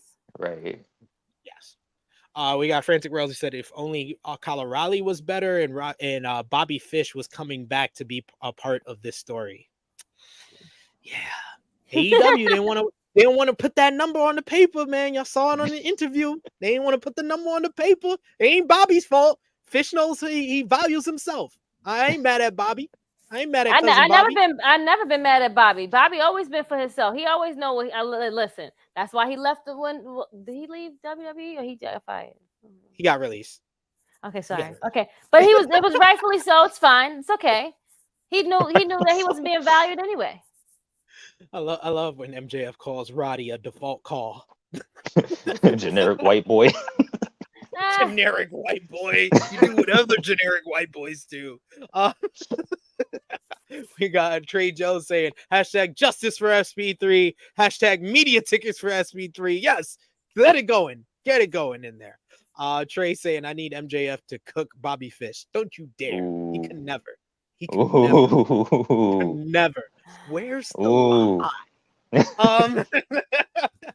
But some AEW news, and one of the bigger news of this week of the Wrestling Observer newsletter was a lot of AEW All in London news, which will be our news portion here, and centering around Kenny Omega's plans for the show. On this week's episode of Dynamite, Kenny Omega did a quick backstage promo where he said he would have a sit-down interview with Jim Ross to let everybody know his plans for AEW All In. Well, according to the the Wrestling Observer newsletter, the rumored plan for All In as of right now is that Kenny Omega will team with Kota Ibushi and Hangman Adam Page against Konosuke Takeshita, Jay White, and Juice Robinson of Bullet Club Gold in a 6-man tag. And then Omega would face Takeshita in a one-on-one matchup at All Out.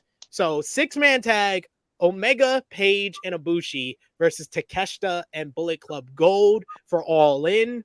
Krssi Luv, I'll start with you. Do you think that this is worthy of a former AEW World Champion and one of the best wrestlers in the world being in this match at the huge event at Wembley Stadium? Hell yeah! What you mean? Yeah, that's a no-brainer. Like, you see all those men on that. Put that thing back on the screen real quickly. I mean, come on. I mean, why are you even asking me this question? Like, duh. Well, it's the thing that Kenny Omega is one of the best wrestlers in the world, so a lot of people believe he should have a singles match at All In. No, he'd be all right. He could share this. He could share the stage with these 3 people. It's not. First of all, Kenny Omega doesn't even have to even wrestle. To be honest, he could just be behind the scenes. He doesn't. He don't have to do this. Like, he's doing you guys a favor. To be honest, I will say that my initial thought was they should do the formal Golden Lovers reunion at All In.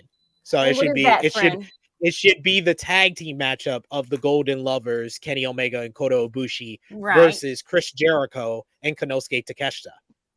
What I fear with this report is that Jericho is turning babyface next week and denying Don Callis. So we get Will Ospreay and Chris Jericho at All In. And then that will leave Takeshita to we don't team need up that, with though. Bullet Club Gold, Why? to team with Bullet Club Gold to face and the fact I'm not even upset that this is the plan for Kenny Omega, because like I said, I think Kenny Omega should be in a tag team match, and they should do the Takeshita match at All Out, because that's the tougher sell. That's going to be the tougher ticket to sell. That's going to be the tougher pay-per-view to sell. So you put the match you've been building to on that one. Right. Okay. But okay. This 6-man tag, my main problem with it is the fact that Hangman Adam Page coming out of Revolution 2023 felt like he was back. Felt like he was back being a main eventer, an important player in this whole thing. They put him in the whole Blackpool Combat Club Elite feud, and he looked like a star when he returned and stuff. Yes. And he looked good in various parts, and he had great matches. But coming out of that, it feels like we're once again where we were after he lost the AEW World Championship. Yes, you don't have a plan for Hangman Adam Page. If you're throwing him in this matchup, you don't have a plan for Hangman Adam Page. You should have a plan for Hangman Adam Page. He is the most disrespected former AEW World Champion ever.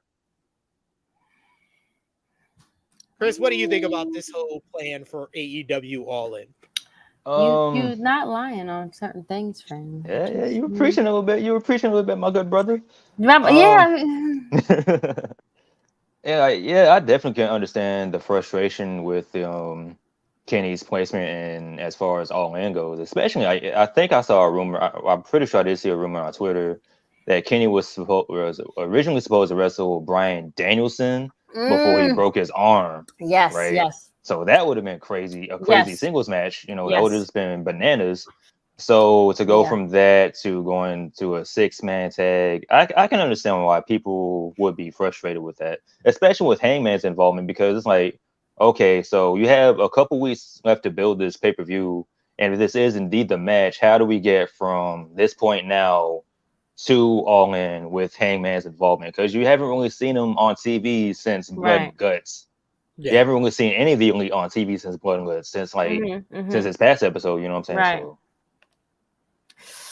it's strange. We got Big Man Dogs that says Juice about to take another pin. Yeah. My boo. Yeah, and I changed my background. Yep, Juice about to take another pin, friend. And now he's fine with losing. I'm sure he don't care. Juice is good. Juice is having fun. Like, these are people that don't mind being, taking the L. It's just the other people. Like, I'm like, come on, guys. Like, they. I'm sure they mind that they keep losing, and you guys are making them lose. Yeah. And see you gave the match that they're saying is in the plan. It's very obvious who's getting pinned. It's not very obvious in your suggestion here, Big Man Dolls. Who loses that? They should just have Jay versus Kenny in a singles match. They're trying to protect Kenny, who's taken big losses against Jon Moxley, Will Ospreay over last month. They're trying to have him keep just a little bit of credibility, just in case they want Takeshita to also beat him. Correct. So you're not going to have Jay White beat him the week before. Right. Exactly. Jay White can't lose because he's on an undefeated streak. So you're booking a matchup where no one can lose. So they're trying to keep both guys where they're both credible winners and still make them still look good. Right. They're trying to keep everybody protected, just in case. Right. Yeah. I mean, you can't be mad at them. It's like they're the ones that booked it in the damn first place. Stupid. See, this is a better suggestion to me. Finish the Jay White Hangman story. See, that is one where I can see someone losing because you have kind of defined Hangman down from where he was after Revolution, so he can afford the loss. That's your suggestion as the replacement match, yeah, Hangman and Jay White, I'll take that, and then do the Golden Lovers versus Takeshita and a partner. Do that. But this is also stemming from like what he said. If Daniel didn't get injured, we wouldn't even be having these conversations right now because the whole Blackpool Combat thing, they would still be having this match, and they probably would have a 60-minute match because the first one was 30 minutes, maybe. Maybe, no one knows. Maybe. Yeah. At least 40. At least 40, yeah. You know. We got Mama Jackson, I believe that is. Jericho needs to take a break. Tired of seeing him every week. Look at Mama Jackson. Hi, Mama Jackson. Look at that. We got Trey who says Jericho getting more screen time than Keith Lee should be a crime. 100%. Free Keith 100%. Lee. I'm saying 100%. Free Keith Lee. Yo, that Harry Potter joke you told about Keith Lee, that had me crying, bro.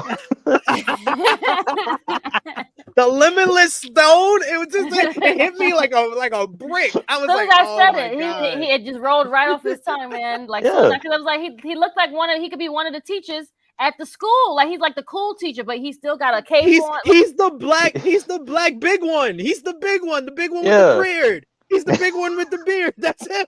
He's just the black version. Oh, there's like the older version. Hagger? Is it Hagger or something? What's his name? Hagrid. Hagrid. Hagrid. Yeah. Damn. See, I retained just enough from reading those books when I was a kid. Wow, I never even thought about that part. Yo, that just like blew my whole mind, yo. We got Big Man Dogs. He says Hangman should be AEW Surfer Sting. Yeah, they just never get behind him that much. Negro Bug says Kenny Omega versus Jay White has to be built up to. There's a lot of history there. We got Big Man Dogs. He says, I feel like Jay could take an L from Kenny without looking that much worse off. Yeah, he can, but that's not what they want to do. Yeah, like that's not the booking. Like that's not what it's supposed to look like. They're supposed to make Jay like be this. Krssi, they literally did a 2 out of 3 falls matchup where Juice Robinson took both falls. Right. They don't want Jay White to take a L. Like, it's pretty obvious after that. He probably got it in his contract. I told you, and whenever you go into these places, you gotta put it in the writing. We're not doing this with y'all. I'm not doing it. No. Nope. Yep. I agree. We got Big Man Dog saying, yeah, Jay going over Hangman would be perfect. We also got Ken saying, I just want Jay to say in a promo that he single-handedly sold out Wembley Stadium. We need it. Yes. Oh, that'd be great. Yeah. I did. This is my hometown. Like this is nothing. Like they're here for me. You wouldn't have AEW voicing for Jay White. Right. A new report has some details on talent considered for AEW All In that had to be changed up due to injury. Fightful Select reports that before he broke his arm against Kazuchika Okada at Forbidden Door, Bryan Danielson was considered to face Kenny Omega at the show. The match was not fully set down before the injury, but it was something that was discussed. AEW sources noted that there were other plans for Omega also in the mix. Omega is reportedly, like we said, set for the Hangman Kota Ibushi versus Konosuke Takeshita and Bullet Club Gold match at All In. The report also notes that the company had high hopes for Jamie Hayter to make it back from injury before the show, but that is no longer the case, as she is expected to be out the rest of the year. And finally, Pac was set to be part of the show before he suffered an injury. And then one final note on All In, a congratulations to All Elite Wrestling, as tickets are starting to move again for AEW All In, and now that matches have been announced, and the show has already surpassed a record.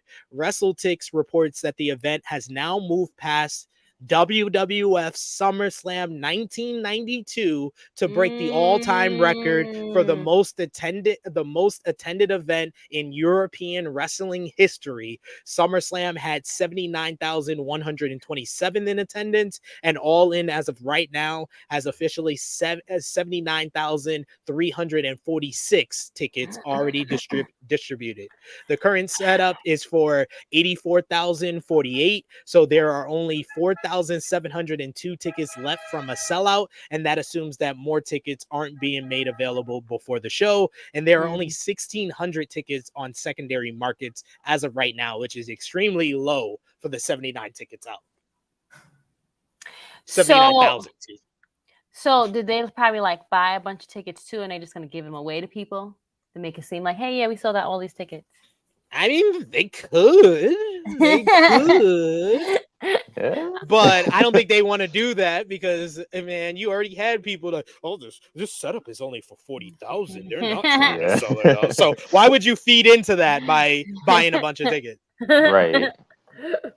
What do you think about the success of AEW All In, despite all the injuries that AEW has going on right now, Chris? I mean, the fact that they sold so many tickets without announcing any matches, that's incredible. That's an incredible thing to be proud of. And then as more matches are announced, you're gonna get more tickets being sold. So even despite of all the injuries you had, because I'm pretty sure Jamie Hayter was supposed to be a big part of that. Pac, pulling up. And it sucks that he's injured again. That really sucks because Pac's one of my favorite guys, and it sucks that he's injured. So, but even though you have all these injuries going against you, they're still doing the damn thing. So, hey, yeah, I'm not like a lot of people that I saw like on social media that are critical of the matches being announced for All In. Oh, that was crazy. Yo, like you would have thought Young Bucks versus FTR was Los Lamanadors versus New Day or something. Right? Like you're getting one of the biggest. They're culminating one of the biggest tag team trilogies of the last decade. They're giving you the hottest program in the main event and the opener on the pre-show. Like, and on top of all that, though, my bad, I didn't mean to step on you, but on top of all that, a couple of months ago, you didn't think Young Bucks versus FTR would be possible. We're getting that on the pay-per-view. Come on. They just have some. They just need something to talk about. People are gonna watch the paper, even if there was not even one match being talked about. They still was gonna watch it. They still gonna go. Like they can talk all that stuff. They just talk to just talk. I mean, even if they had 2 matches announced, I'm gonna still watch it. I'm not going, but I'm gonna still watch it. Can't afford it. Fucking AEW, give me my media ticket. Can someone please get SP the damn media tickets for goddamn sakes? Jesus. Tony Khan. You know what's the only event they ever clear me like be like, okay, you can have a ticket. It's always Grand Slam. Always fucking Grand Slam. Always fucking it has to be in New York, Tony. You only can clear me and give me a media ticket for New York shows? But do more shows in New York then. Everybody else, though. That's what I'm saying. Like, come on, Tony. You haven't emailed the right person. You got to rub shoulders with the right person, SP. See, That's what it is.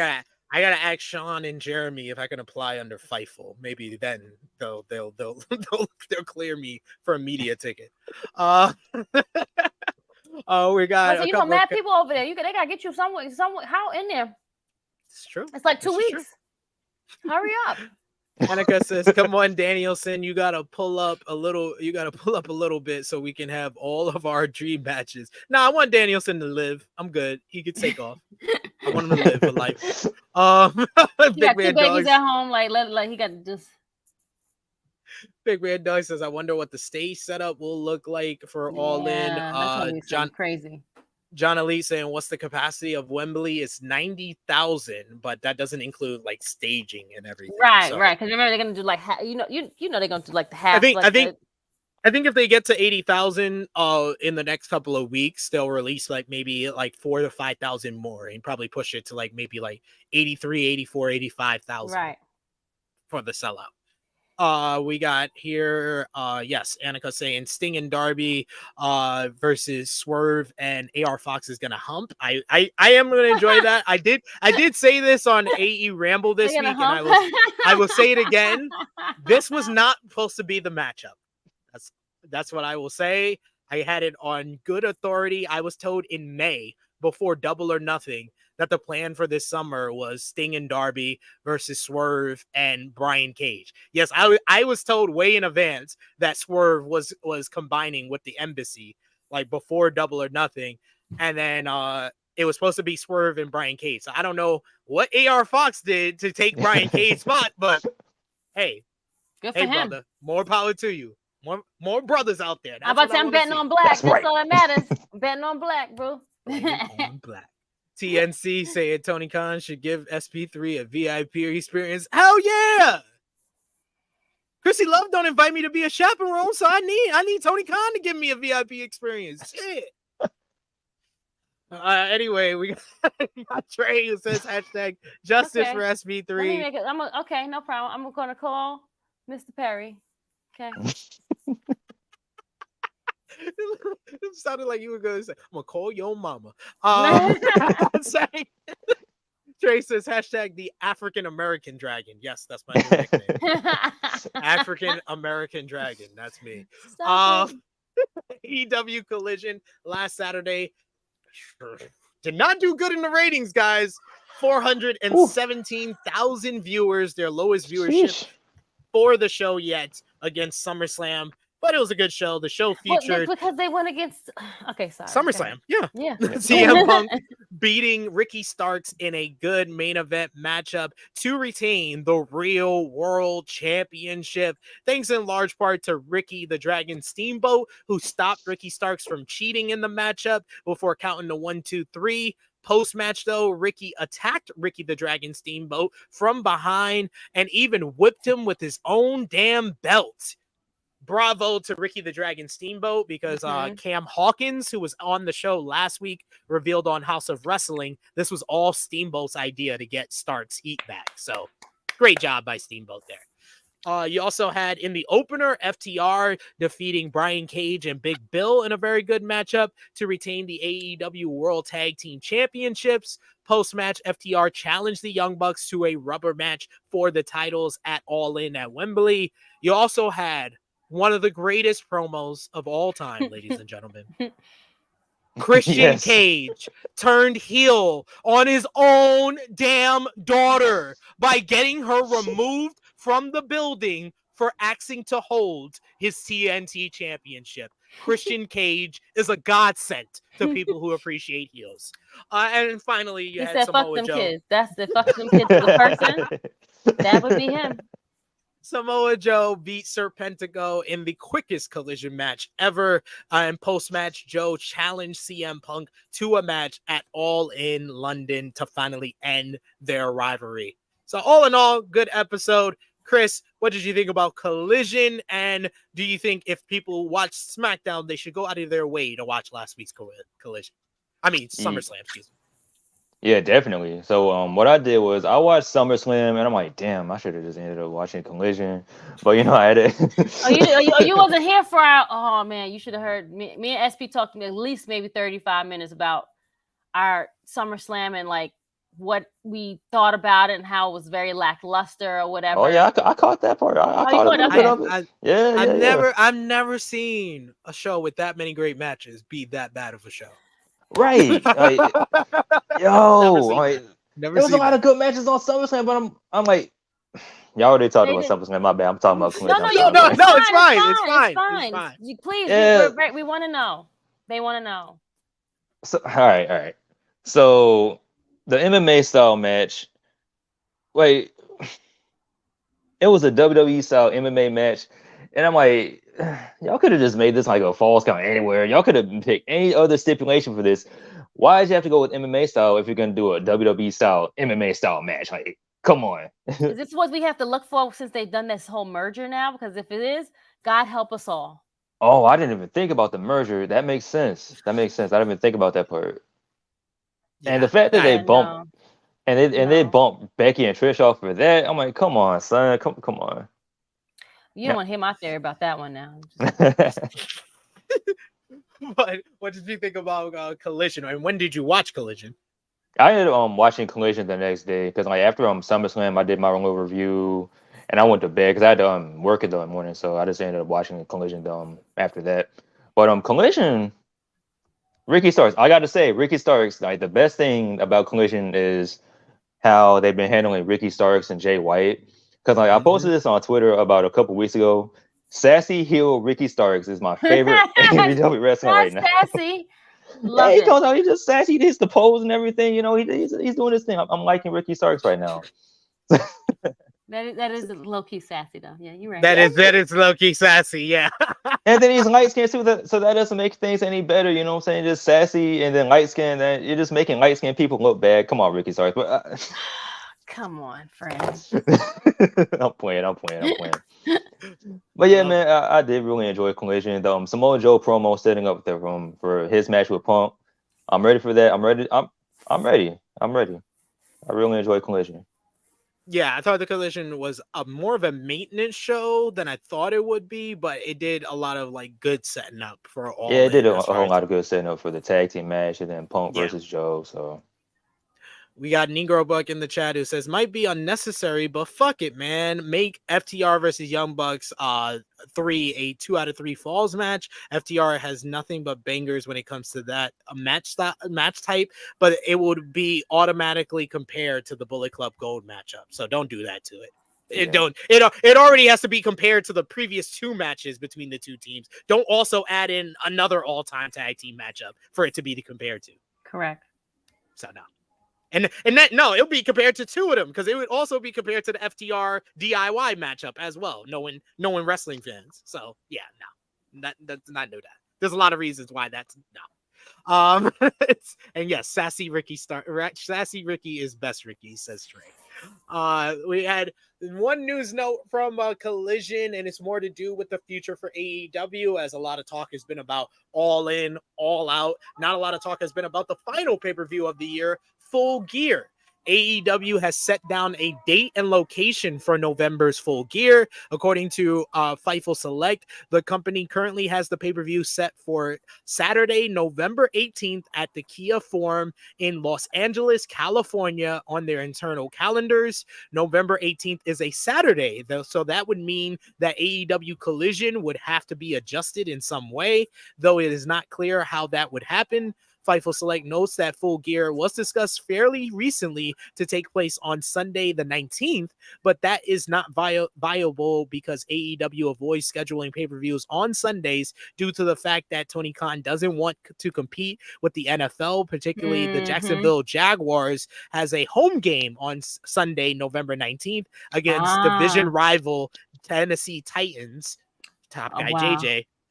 The report adds that in addition, they've heard that AEW Dynamite that week will be in Ontario, California. Of course, the usual caveat goes that things could change, but as of now, the 18th in LA is the plan. So Full Gear in Los Angeles. Los Angeles usually one of their better crowds. So I think that makes sense. Which on arena? That point. The Forum, where the Lakers used to play. Got it. But that would be not 3. So that's too big. That would be 3 pay-per-views for AEW on the Pacific Coast this year. Hey, is that a bad Revolution in San Francisco, Double or Nothing in Las Vegas, and now Full Gear in LA. Hey, I'm not mad at it. I said they were running too much in Chicago, so they just chose a different place to run all the time. A different coast. That's it. They went over there. All right. AEW or Rampage. They don't care as long as you buy the damn tickets. Just get your ass there. Exactly.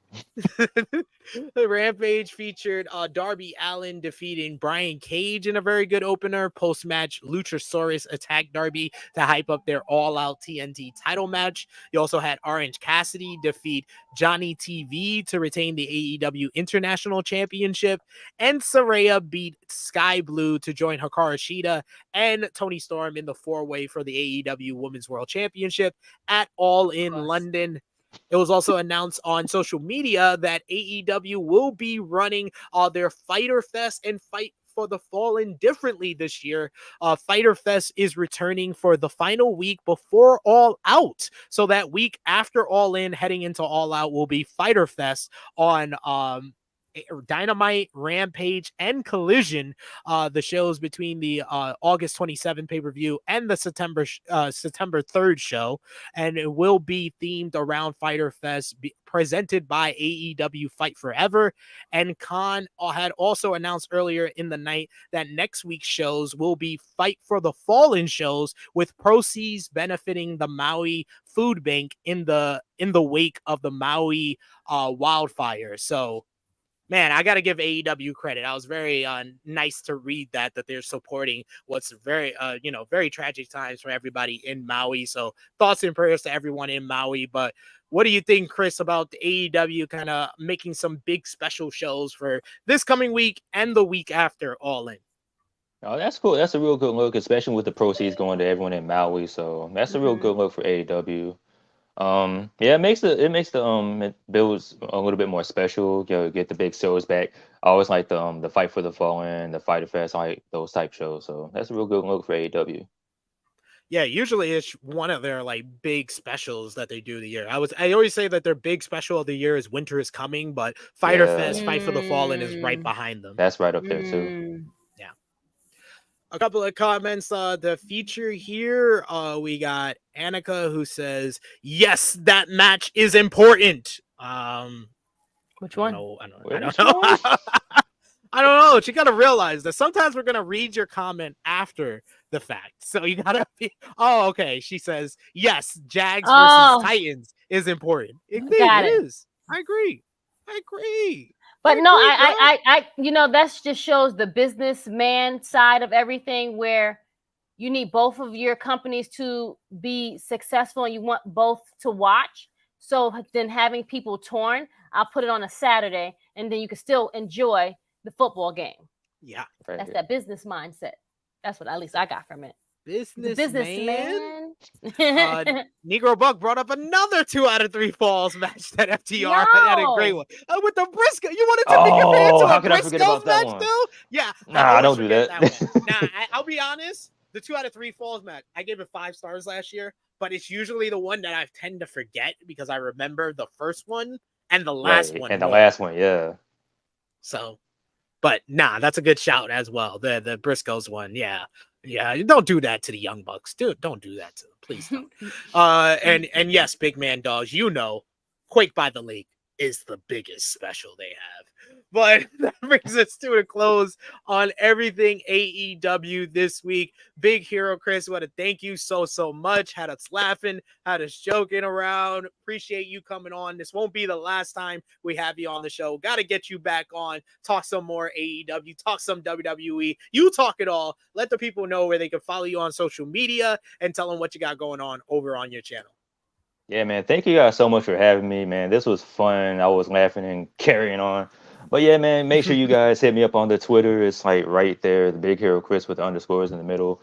Also, my YouTube channel, Big Hero Chris. Search it up. Like when you search up Big Hero Chris, type in like Big Hero Chris and AEW or WWE. Because if you type in Big Hero Chris by itself, it pulls up the movie Big Hero 6. Which I'm like, I'm like, okay. Cartoon, wow. Yeah. That's great. And that's actually what I based my name off of, but I didn't really think that, okay, whenever you type in my name, the movie's going to pop up. So, let's do that. I got content coming up. Appreciate you guys so much for having me, man. Absolute blast. Support this man. This man's a good brother, always supporting us here on this channel. So support him over there on his channel for sure. Big Hero Chris, like I said, won't be the last time we have you on the show. Love to have you back on, brother. Thanks, man. See you next time, man. Enjoy your Saturday, bro. Peace. Deuces. And like Vala B says in the chat here, okay, let's talk some G1 Climax 33 tournament. The final week ahead of the finals, which will be tomorrow morning, was this week. So you had days 14 through 18.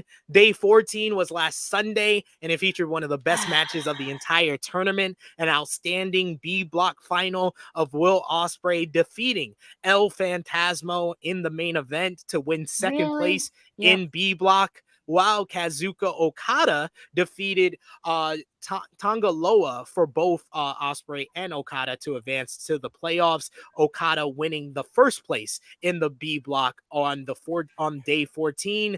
Day 15 saw C block action as David Finlay defeated Eddie Kingston in a very good matchup to win first place in C block. Meanwhile, oh Jesus Christ, Evil defeated Shingo Takagi, and I was pissed off on a fucking Wednesday morning. Couldn't even go back to sleep afterwards. I was haunted by Evil. Evil and Finlay make it out of the C block and advance to the playoffs. Day 16 saw Tetsuya Naito and Hiroshi Tanahashi run back the clock in a great main event that ended with one of the sickest DDTs you will see this year, as Naito defeated Tanahashi to win first place in D block. Meanwhile, you had Zack Sabre Jr. and Hiroki Goto put on an absolute wrestling clinic as Zack Sabre Jr. defeated Hiroki Goto in an excellent bout to win second place in D block. And that led into the quarterfinals on day 16, where Kazuka Okada and Zack Sabre Jr. put on an absolute wrestling classic. This was a banger 100% of the way. I literally said to my friend, because I watched it with my friend, and I was like, I can explain this match to a 6-year-old. Krssi Luv could explain this matchup in like one sentence to the wrestling club. Okada is main event guy who does signature moves. Zack Sabre Jr. is submission guy who reverses all signature moves into submissions. That's the match. That was the match, and it was fucking superb. It was fucking superb in every fucking way possible. Okada getting the win in the first match that went over 20 minutes in the tournament. You also had Naito picking up the win over Hikuleo to advance to the semifinals. Big man versus little man matchup. Arguably, Hikuleo is one of his better matchups of the tournament so far. You also had Will Ospreay and David Finlay in an absolute banger as well. Ospreay defeating Finlay to advance to the semifinals. And then you had Evil become the first man in the damn G1 to defeat the undefeated IWGP World Heavyweight Champion Sonata. What are we doing, Gato? Gato, get off the fucking crack now! And then day 18 came, and we had a match of the year candidate this morning. Tetsuya Naito with the best matchup he's had since the last time he versed Will Ospreay in an absolute sensational main event. Some hard-hitting strikes. People say Naito looked concussed at the end and barely was able to do Destino. It looked like Ospreay helped him do Destino at the end, as Naito defeated Will Ospreay to head to the finals tomorrow morning. Meanwhile, Kazuka Okada did what seemingly was the impossible.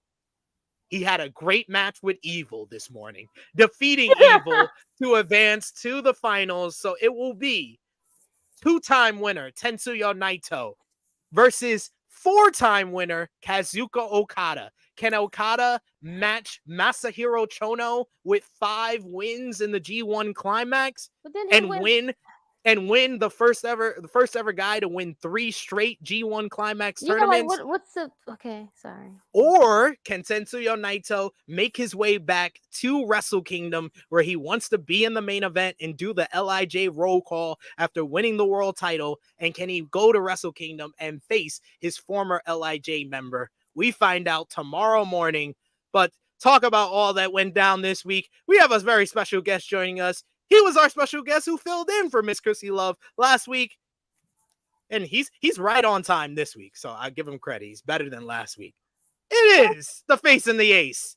Romeo's here. How you doing, Romeo? He's a Hi, 24-hour king. What do you mean? What's 24 up, hour y'all? king. He actually got up early to watch G1. Look at him. He's I sure did. Then I went right back to sleep, and now here I am. Hey, friend, my Aries brother, how are you? What is up, my Aries sister? I'm doing wonderful. Thank you for filling in for me last week. I missed you last week, friend. Always, anytime. Thanks. So did you catch up on everything from this week, or you just watched this morning show? Oh, I caught up. I'm all caught up. I'm here. I'm ready to go. Wow. Bravo. Bravo. I did it. I give you credit because you I doubted him? really was like, no, yeah, I did because usually we've been going through it. Me and Romeo have been dealing with D1 for the last couple of years, and Right. usually he counts on me to give him the cheat sheet, and he didn't this year, so I give him credit. I gotta give I him. watched it all. I watched it He all. watched it. He watched it all, and there was some painful stuff to get through. Evil matches. You watched every evil match. I did. I give you credit. Good I job. did. Good job, friend. I Did you even watch the prelim tags? No, skip that. Okay, Fuck that. smartly. Thank He you, has to thank you. calculate everyone's points and get everyone's predictions correctly, so he That's had to it, invest yeah. his He time. can read the results. He can Yeah. read the results for that. Like, what are we doing? But Romeo, Yeah. So what did you think of this week before this morning show? What would you say was like the top 3 matches you saw from the G1 this week? Osprey ELP, definitely a banger. Okada, Zack Sabre Jr., and the third one probably be the one from this morning, I guess. Well, I said besides this morning. Oh, I agree with those first 2, and then I would add Osprey and Finley. Yeah, I guess. Even though they had some shenanigans in that match too, it's like I was fine with it. As long as the shenanigans doesn't directly lead to the finish, I'm fine with any type of shenanigans like that. it's weird, Especially man. when it's two faction members, it would feel like it would feel fake if the faction didn't get involved. Those two, Evil and Finley, should not have been in the same block. Like they both come out the same block. No. They both haven't like helped to win. It's like stop. Come on. It's just No, like Finley didn't have help until that matchup. Finley Yeah. didn't have help the whole tournament. Like he's been beating people on his own usually, but But it's that was evil. an interesting choice to me because I really wanted Eddie Kingston to be one of those top 2, but whatever. Fuck him. I want to Okay, Shingo. Shingo too. versus Sonata. Yeah. I'm taking either one of those. I would take a Tama. I would take a Tama. One of those 3. None of them. The bad guys win. Both We got bad. Negro Buck who says, I really wish ZSJ would have made it to the finals just for Yes. something different. yeah. I didn't understand. I didn't understand why ZSJ was the betting odds favorite beginning of the tournament. I was like, he's a champion. Do y'all Yeah. watch New Japan? Yeah. So if you're a champion, that automatically makes you go into the finals? No, right? If you hold a title in Uh-huh. New Japan going into the G1 climax, you basically since I've been watching it the last 10 years, that means you're not winning the G1. Got it. Okay. And that would You're apply to more tomorrow. likely to win the J1 if you lose your title right before the G1. And Okada has a title. Well, that's a never open weight It title. counts. That don't count. That don't count, pal. He barely. What is he? He won it once in the whole tournament. He won it once to the win. Negro Buck, 100% agree with you. That DDT on Tada from Naito, Romeo. That ending was sick. I was like, yo, my neck hurts. My neck Like- hurts. Tanahashi, man. You're going down. Got him. But no, man, I like the storyline going in tomorrow. Like, I'm okay with Okada winning because you got Okada, Naito. Okada's going for his 3rd straight. Naito's going for his 3rd period.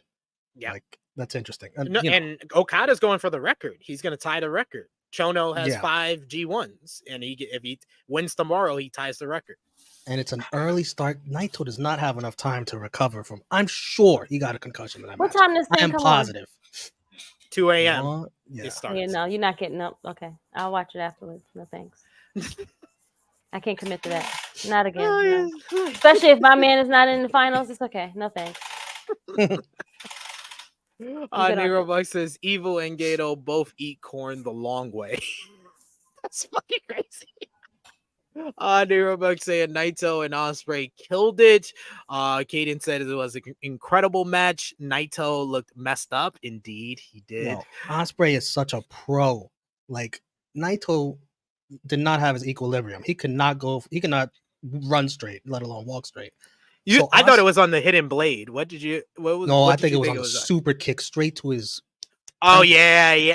No, the one where he kind of was diving at him, Yeah. and then Ospreay kicked him in the face. Yeah, brutal. And they connected really hard.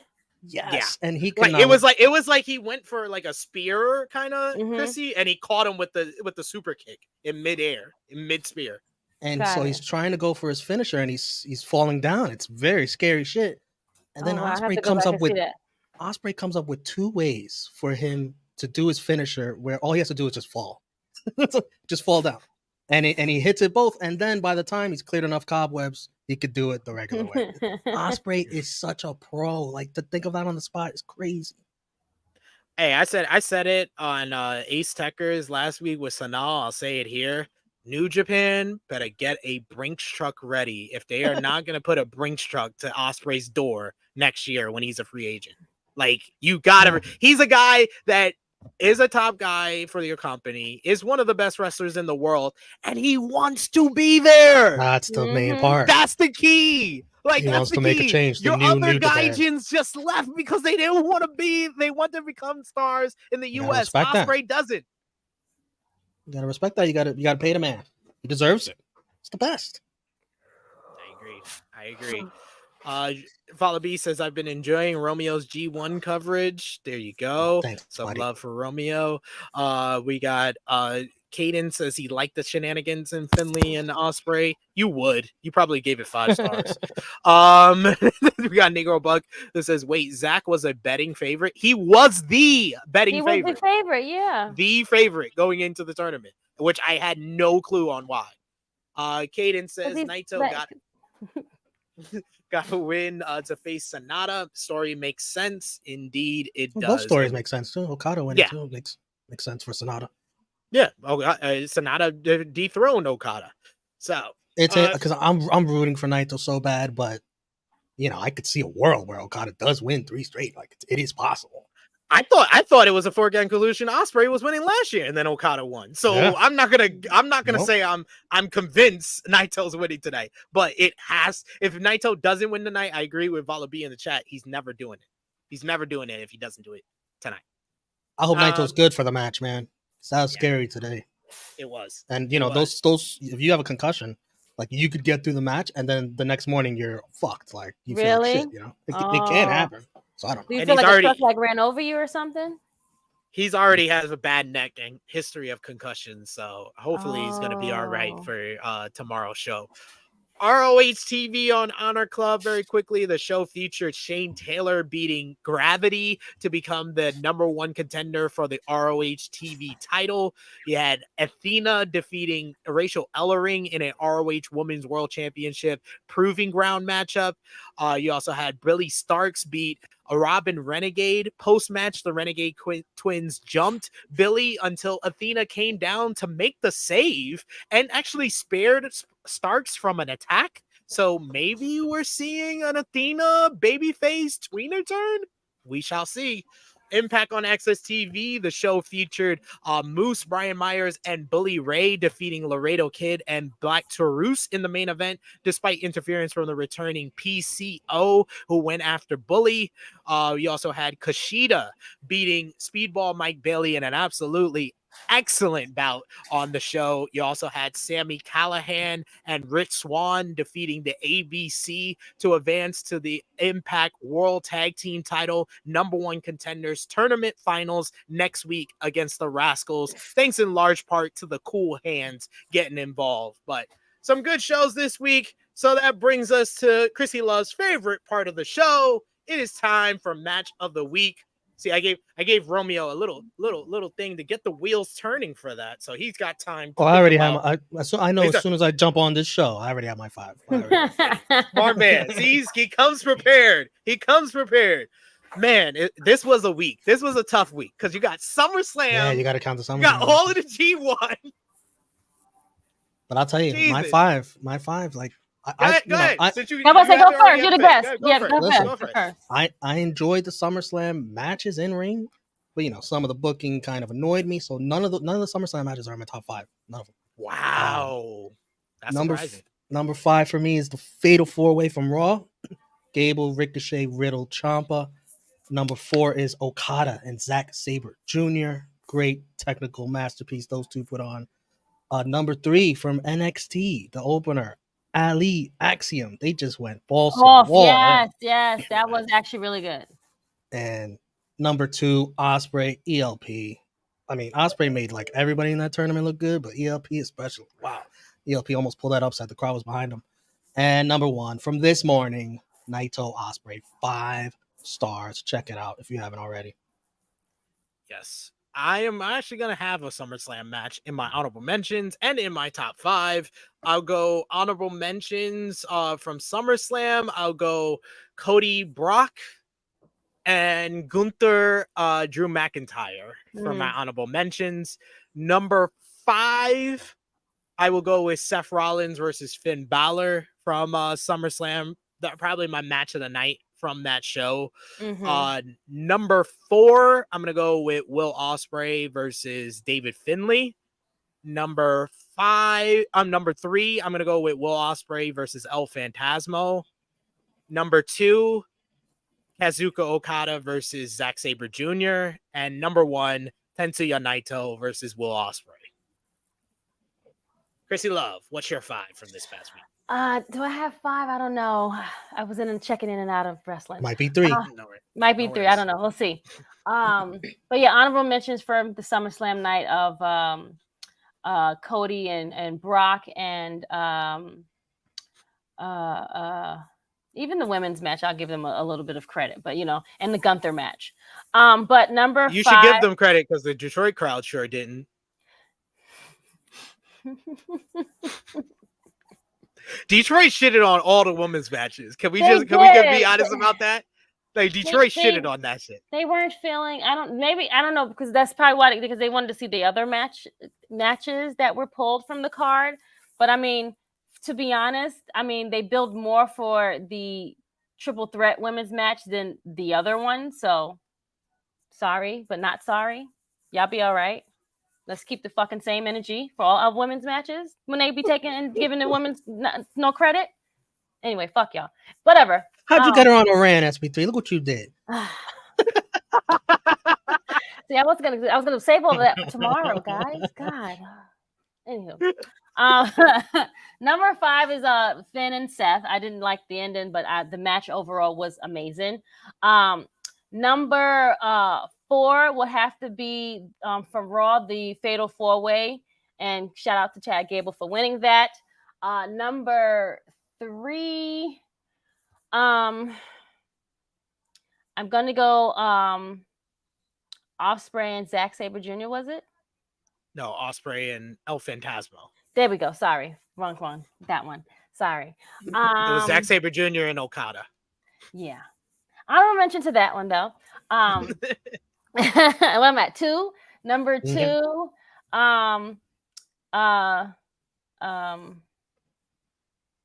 from Raw from SmackDown, excuse me. No, NXT the opener, Ali and Axiom. After that, I was checked out. I didn't need anything else for the rest of the show. And number 1, I'm going to give it to.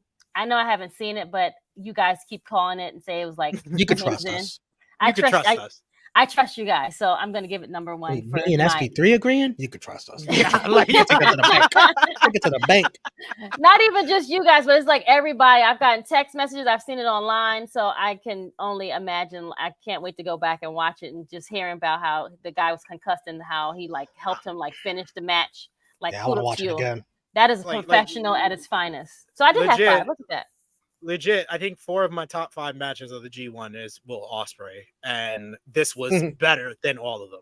I'm not even gonna be mad that I picked him to win, and he still gave bangers of matches from the show, so it's whatever. So exactly, as long as my pick's still alive. My pick's still alive. Who was your pick? Naito. Oh, okay. You Okay. made the right pick. You made the right choice. See? Well, This is whoa, gonna- whoa, that's whoa! my- Don't put it in the air, man. Okada's gonna hear that. hey, I Kato's gonna don't hear care because you know who's the only person who predicted the finals right? You're welcome. You're welcome, ladies and gentlemen. Well, that's what I'm here for. Good And job. that's what we're going to close this week's show on, the final prediction. It's Look, I see tomorrow we didn't morning. do that bad. Look at the time. I mean, listen. It was I mostly us. said it yesterday. I was like, if it's just you and me, we're going to finish before 2. We'll finish before 2, for sure.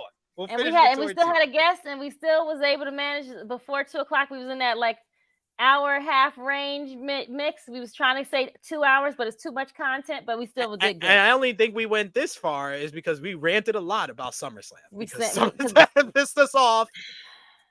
I was talking trash about Romeo for defending that weak ass Jimmy Uso excuse too. So yeah. You want to go to 2 p.m. right now, pal? You want to go? No. You want to go with me and my weak ass excuses? Yeah.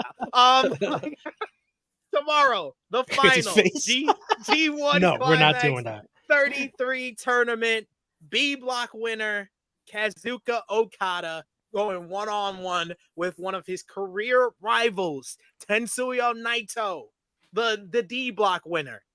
Who wins? Is it going to be Okada, who makes history and ties for the most wins of the G1 with 5 and makes history with 3 straight? No one has ever done that. And does he face Sonata in a rematch from Sakura Genesis where he lost the title at Wrestle Kingdom? Or will it be Tetsuya Naito and his journey back to the main event of Wrestle Kingdom where he will face his former LIJ brethren and win his 3rd G1? Krssi Luv, we'll start with you. Okada, Naito. I'm gonna go Naito. Romeo? I'm going with Naito to finish the story. But, who's to say when he enters the building, he can't answer what day it is. Like, he couldn't even finish the names of LIJ in his promo after the match. he forgot the order. But, so, I mean, you can't be mad at either one. So, Like they both former winners, so it's like maybe Naito can't go, and then he's elevated. What is Will Ospreay doing here? Imagine Naito's place gets Okada, and Mize can still win. Oh, that was great. Or they have Shingo Takagi replace LIJ member. You have Shingo Takagi because he has Okada's number. He's 2-2 against Okada. So I think the crowd will pop more for Ospreay though. Well, of course they will pop more for Ospreay. Look at Ospreay and Okada again. Oh, you can't let Naito choose who replaces him because you don't know what country he's in. Yeah, that's why I thought Naito would beat Ospreay because they made that Ospreay win over Okada feel so big that I wouldn't think that they would try to negate that by having them run it back again. Yeah, so soon. Question, Trey Jones, I see your comment. Did you have the same energy last year when the other ladies were singled out and mistreated? Just wanted to have this. It's either yes or no. You don't have to explain anything else. I just need you to say either yes or no. He is. I don't understand. Trey's a good one. Trey's one of the good ones. Just want to make sure that we have the same energy going forward. We're not doing this with anyone. And if you are, we will. I will remove you from his hair. Okay, thanks. Bye. Sheesh. Romeo, thank you for joining us, talking some G1 with us. I will extend the olive branch since you did your homework. If you want to join us for our review on Monday, you are more than welcome to join me, Sanal, and J News, as I will be ripping J News a new one. What did G1? What did he do for our G1 preview, where we argued and I said that Gato made a mistake not putting Kiyomiya in the same block as Okada to give us the Okada Kiyomiya match. And J News was like, no, he's gonna make the playoffs. Don't worry, SP3. You're just upset. You know what? Bullshit. You're right. You're 100% right. I wanted to see that too. More than welcome. Well, we got plenty to rant about for the G1, but we got plenty to rave about too. So yeah, I'll probably join you. But you're gonna be busy tonight. Let the people know where they can follow you on social media and why they will be seeing you tonight, sir. For Romeo Anthony on X, Facebook, YouTube, Instagram, whatever. all that shit, all social media. I've learned to just say all social media. All- My handle's the same no. on all of it. All platforms. Just say all platforms. I Yeah. don't know why I confused myself, but hey, join me tonight for some Saturday night wrestling. First AEW Collision with the House of Black versus CM/FTR for the trios titles, and then at 10 p.m. right into AAA Triple Mania 31 Mexico City. Listen, a lot of the Lucha Libre purists, they haven't liked the Triple Manias. I have been sports entertained. This shit, I am in tears, laughing, crying for both shows this year. I don't give a fuck if it's not the pure Lucha Libre that you nerds love. I am laughing my ass off every single time watching these shows. So, and then that'll keep me up going right into the G1. I don't think I'll stream my for the God. G1. Yeah. When you just said that it starts at 10, I was like, Yeah. oh, so I don't have to take a nap or nothing. I can go straight in. Okay. I guess, yeah. We'll see how I feel because Damn, I you might gotta want to be nap low. for those Yeah. early tag matches. I just want to make it to. I won't. I want to make it to the main. I don't want the main event to come and be like, oh fuck, this shit is so long. I don't want to be like that for the.